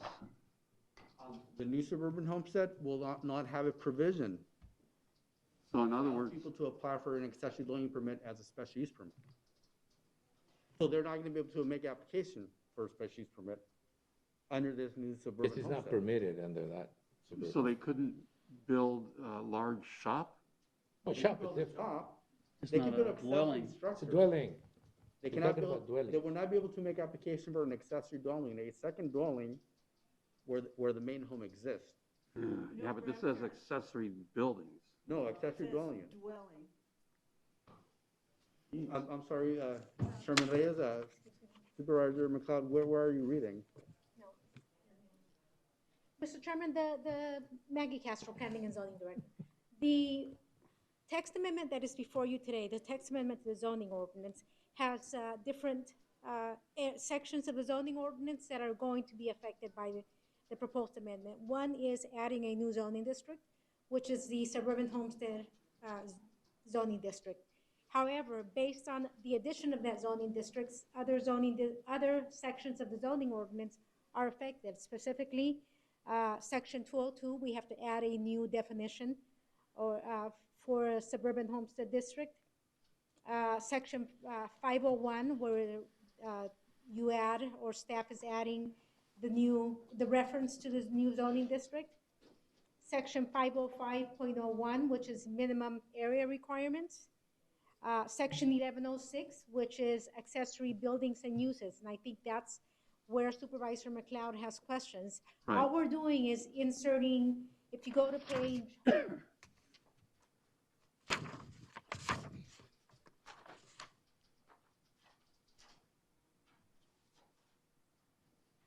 I'll just let you tell me what it says. you go to page 6 of the staff report that's included in your packet. It says section 1106.02, accessory buildings and uses. Staff is simply adding a reference to the suburban homestead zoning district, in addition to section 1106.01, adding the reference. this new zoning district, the only difference between this zoning district and the suburban ranch and suburban site built zoning districts is that the new zoning district does not have a provision for Accessory dwelling. an accessory dwelling unit as a special use permit. Okay, so it'll allow for outbuildings, Yes. right? Yes. And so back to my original question then, this is designed for any future zonings within the noise district to prevent the accessory dwelling unit issue going forward. Yes. That was specific, okay. That was always the intent. I wanted to make sure that was the practical However, application. because it's a new zoning district, even property owners that are not within the noise zones could also choose to apply for this. Sure. If they don't want the additional density that the suburban ranch and suburban homestead zoning districts have. All right. You understand? All right. It's very clear now. Yeah, we Thank you. asked him to Just fix want to that. make sure that was. Yeah. That's where I thought that's we were going. That's what I was, if I'd have read this before with care, I would have realized that Proposition 207 was what we're talking about. And it's passed in 2006, which was after, it was before the 2010 decision. And, actually is what, we are asking continually whether the president would apply because it puts us in a difficult situation because of that particular act. All right. So what we're talking about is. Mr. Chairman? Yeah? I move that we approve The text item amendment? number Text amendment 3 and 4. 2001 and 3 and 4 as presented. Okay. I'll second it. There's a motion and a second to approve item 3 and 4 as presented. Any more discussion? If no more discussion, all those in favor of the motion signify by stating aye. Aye. The easiest one you had, Mr. Rubio. Is anybody opposed? No. All right, so the next item is legislative discussion calendar, and this will be the discussion regarding legislative issues when the county attorney notifies it's time to place this item on each agenda to have or whatever. They're put on the discussion calendar. This is county administration discussion and possible action regarding the following legislative items: a report to the Board of Supervisors regarding proposed bills in the Arizona State Legislature, update regarding strategies relating to federal legislative priority, and adopt resolution number 2020-37, a resolution of the Yuma County Board of Supervisors of Yuma County, Arizona, opposing the transfer of Port Priority Colorado River water from GSC Farms LLC in Mojave County, Arizona, to the town of Town Creek, Arizona. Before you even begin, because I read that, didn't we did that already? So, Mr. Chairman, Paul Melcher, Director of Economic Development and Intergovernmental Affairs. Mr. Chairman, just to refresh your memory, back on June 20th, the Board of Supervisors sent a letter opposing this. So the stakeholder group that's been acting on this has made a decision a couple weeks ago to send over resolutions to make sure that the intent was clear. So we've had a subsequent follow-up meeting. Again, it was reinforced that we'd like to wait to see what the Bureau, Department of Interior and Bureau of Reclamation are going to do on this. So we followed suit in support of La Paz and Mojave counties to make sure that we had a resolution on record. All right. The other aspect of it, I just learned in an email here a couple minutes ago, is there's a discussion about sending out some contact information for the elected officials to be able to call. Apparently, as we've heard, they're still in the decision-making process. So if the stakeholders groups agrees that they'd like to initiate those elected official calls, I'll send out that information, and that way the board will have it, and then you can make the calls.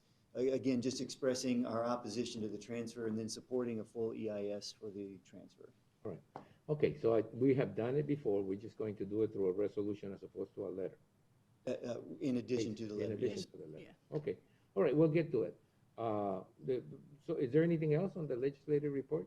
Mr. Chairman, really, everything I think hinges on the outcome of the election, what's moving forward.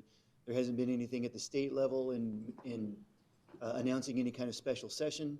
And then similarly at the federal level, there have been a lot of bills put out there, the CARES Act, a lot of discussion on additional stimulus packages, but it still remains to be seen if any of the negotiations actually produce a bill before November 3rd. How about broadband?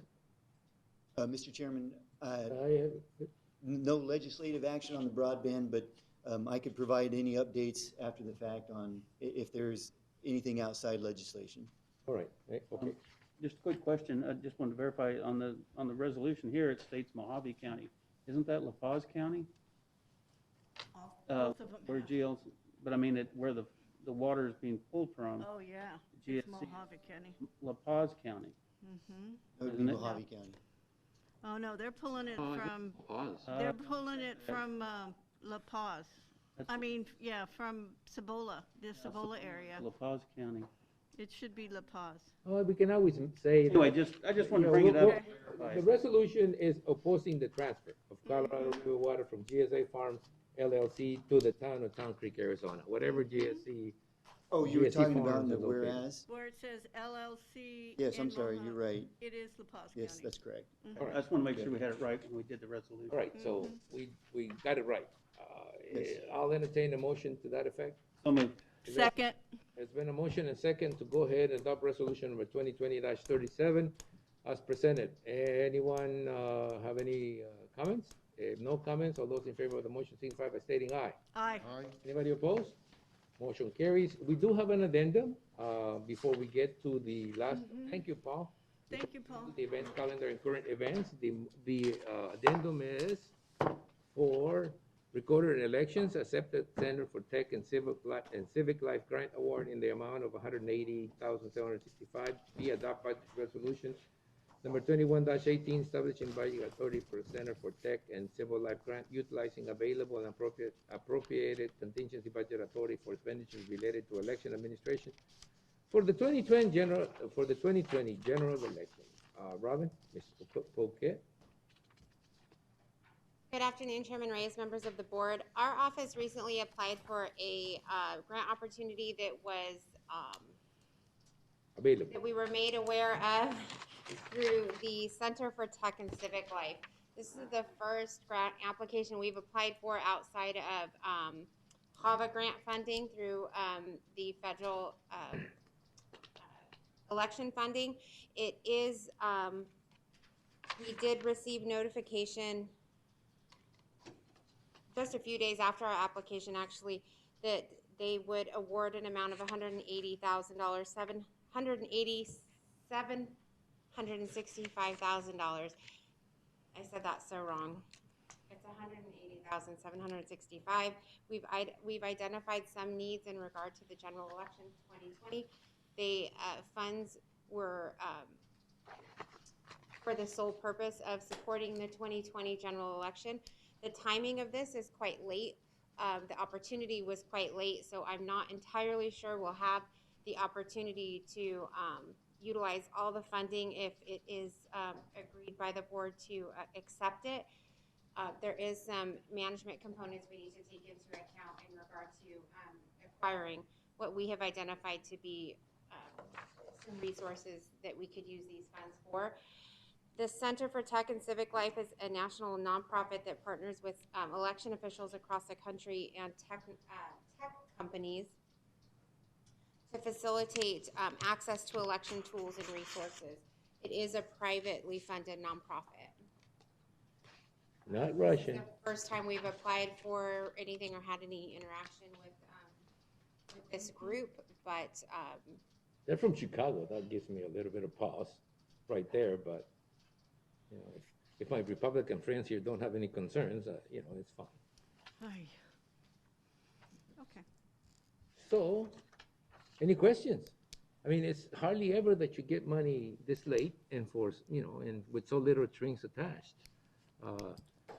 I'm now naturally a little bit concerned, paranoid a little bit, but if you feel you can use it for good purposes, I'd be more than glad to support it. And what do you intend to do with it? Chairman Reyes, members of the board, we were contacted by a firm that represents the Center for Tech and Civic Life and made us aware of their grant opportunity. And in speaking with him, I did communicate to him that it is quite difficult to work with receiving funds this late, as we have so many things that already had to be set up and planned for 6 months, a year out. Most importantly, temp employees and facilitating operations for adequate staffing, especially during COVID. We identified a particular need in regard to a tabulator, that's specific tabulator compatible with our equipment and programming for ballots. The tabulator can tabulate at a high rate of speed. We currently have those tabulators. One has been sensitive. One is working all the time. Once our early ballots start getting tabulated, we would like to acquire another one.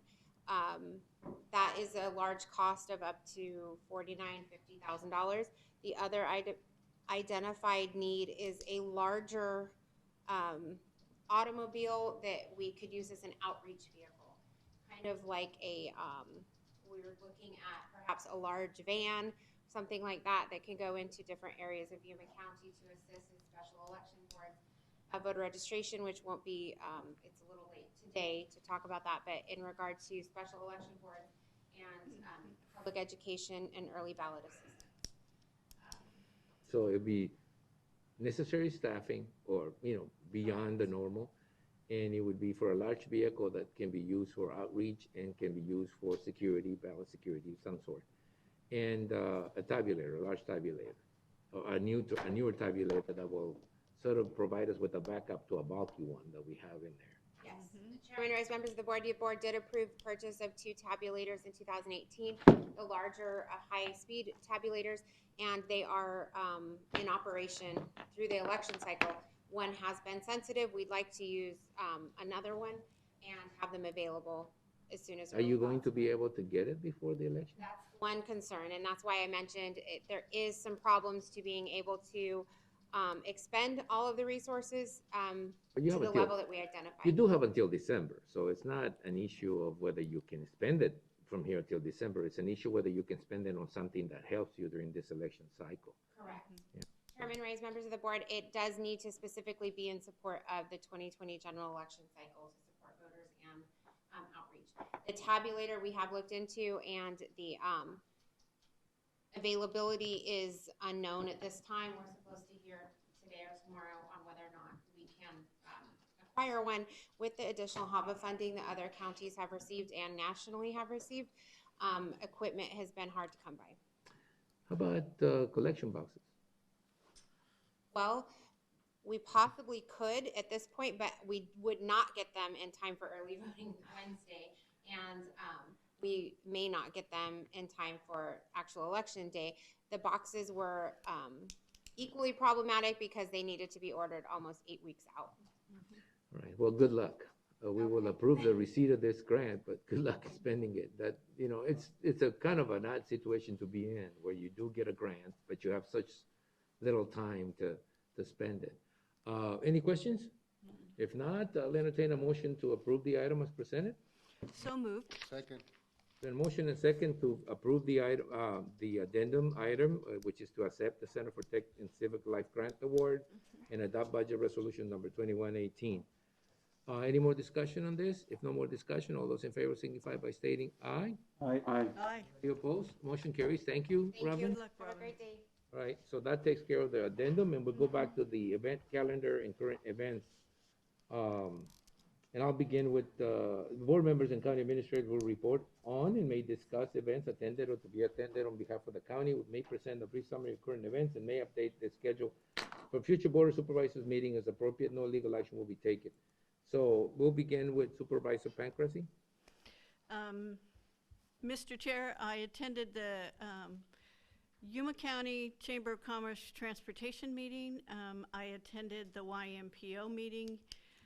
I attended the virtual river community meeting, which was concerning the transfer of, which is concerning the transfer of the water from Cibola to Queen Creek. I attended Hospice of Yuma meeting. I attended a PM10 meeting with ADQ, and I attended a virtual caregiver support meeting as part of my responsibilities with the Regional Committee on Aging. And I attended a discussion of the Master Parks Plan, and that's it. So. All right, Supervisor McLeod. I attended Tim Dunn's COVID webinar twice since the last board meeting. Thank you for that opportunity, Mr. Chairman. It's very informative. I really appreciate, Chief. I'm sorry that you couldn't leave earlier. We tried to get you out, but. I moved to not allow. I moved It's too late now. You go, man, go. But since you're gonna be talking, so we'll be here till Hey, 1:30. make sure you tie your shoelaces, dude. Tie them together so you. Attended the GYEDC board meeting, a Master Parks Plan meeting with our analyst at the time, and I keep saying commissioner, administrator support. Webinar on economic development for county officials. Also attended a web meeting on water conservation and augmentation. All As right. you can imagine, that was Okay. pretty interesting. Supervisor Simmons. Attended 2 election board meetings. Attended a meeting at Yuko Gin along with a tour. Met with council members, city council members to discuss and kind of tour an area they're looking at annexing out in the foothills. Attended the PSPRS court meeting. Attended a forum at Community Christian Church. Also had a parks meeting. Attended Kiwanis Fishing Derby out in Welton and a meet and greet at Britton's. At where? Britton Farms. Britton Farms. Good. I do want to begin with something that I think is in everybody's minds right now, and it's our president of the United States. I think we all want to send him our best wishes for a quick recovery. Hopefully, he's not any more serious, situation that he seemed to be. So we want to send him our well wishes, and hopefully he's going to be out and about. He is our president. So the next item is I did go with the health director, Diana Gomez, to the San Isidro COVID-19 testing site that they have right across the border. And it was a very interesting trip. I did get tested for COVID. I will tell you, I got a negative email 2 days later, less than 2 days later. And it was interesting to me to see how people weren't reluctant to get tested. They didn't seem to be concerned about the test or anything else. They had nurses there to administer, and they would let you actually go into your nose by yourself. So I think it's a little different than having somebody poking your nose back there, but so it was an experience. There's also, we did attend, both Susan and I, or me, whatever's grammatical correct, did attend a couple of meetings of the Greater Yuma Port Authority. One was a special meeting to discuss some bid openings for some work that we needed to do, and the other one was to discuss the options on how to cover the shortfall of that, or those bids, which is something that I'm sure will come to the board sometime in the near future. The other thing that I have is, the continued restrictions on board travel. I did mention that earlier, and I wanted to mention that both the mayor of San Luis, Arizona, and myself have been constantly in touch with the border, border security, Homeland Security. That's what I'm searching for. With Homeland Security officials about their continued extension of the deadline for restricting non-essential travel into the United States. It is between the two countries, but there is no restrictions to go into Mexico at all. So, I don't think that the people that are making this decision at the Homeland Security offices understand that it behooves the government of Mexico to continue with restrictions going into the United States, because it keeps their citizens in Mexico so they can actually shop local. Instead of coming to put gas in San Luis, Arizona, they have to put gas in San Luis, Mexico. If you remember the report that we got from Yuma, we have half the traffic coming into the United States that we used to have last year at this time, and half the pedestrian traffic that we used to have in that year. The only people that impacts is, not the only people, but most of the impact is felt at the cities right next to the border, which depend a lot on that particular trade. So just wanted to make that point. Maybe somebody will hear me saying that. And I think that's it. I'm going to let Susan give us a report, and then, hopefully we can go to the next thing we got to do. Yes. So very quickly, I attended the GYPA board meetings as indicated. We today are in our reopening plan phase 1, so we're happy to be able to serve the public in ways that we haven't been able to for the last several months. We also, Gil Villegas, Ian McGahey and I met by Zoom with the PSPRS Executive Director as well as Stifel, the financial advisor, to talk about PSPRS bond, pension bond funds, funding for our unfunded liability, and you'll be getting a presentation, potential for action if you so choose, on the October 19th agenda for your consideration. That concludes my report. All right, we do have a CSA annual meeting coming up. I don't know yet. I think I've gotten indications that it's not going to be an in-person meeting. It's going to be very limited. It's going to be a lot more virtual. I think we're all getting used to this Zoom meetings, but you know, it's still though, I mean, beef up a little bit on it, because I think a lot of this voting is going to, and a lot of the discussions are going to take place through the virtual setup, so the digital setup. Anything else? If nothing else, then this will end this morning's meeting. So thank you very much, and thank you, Bill, for not taking your mask off and letting me know with a smirk.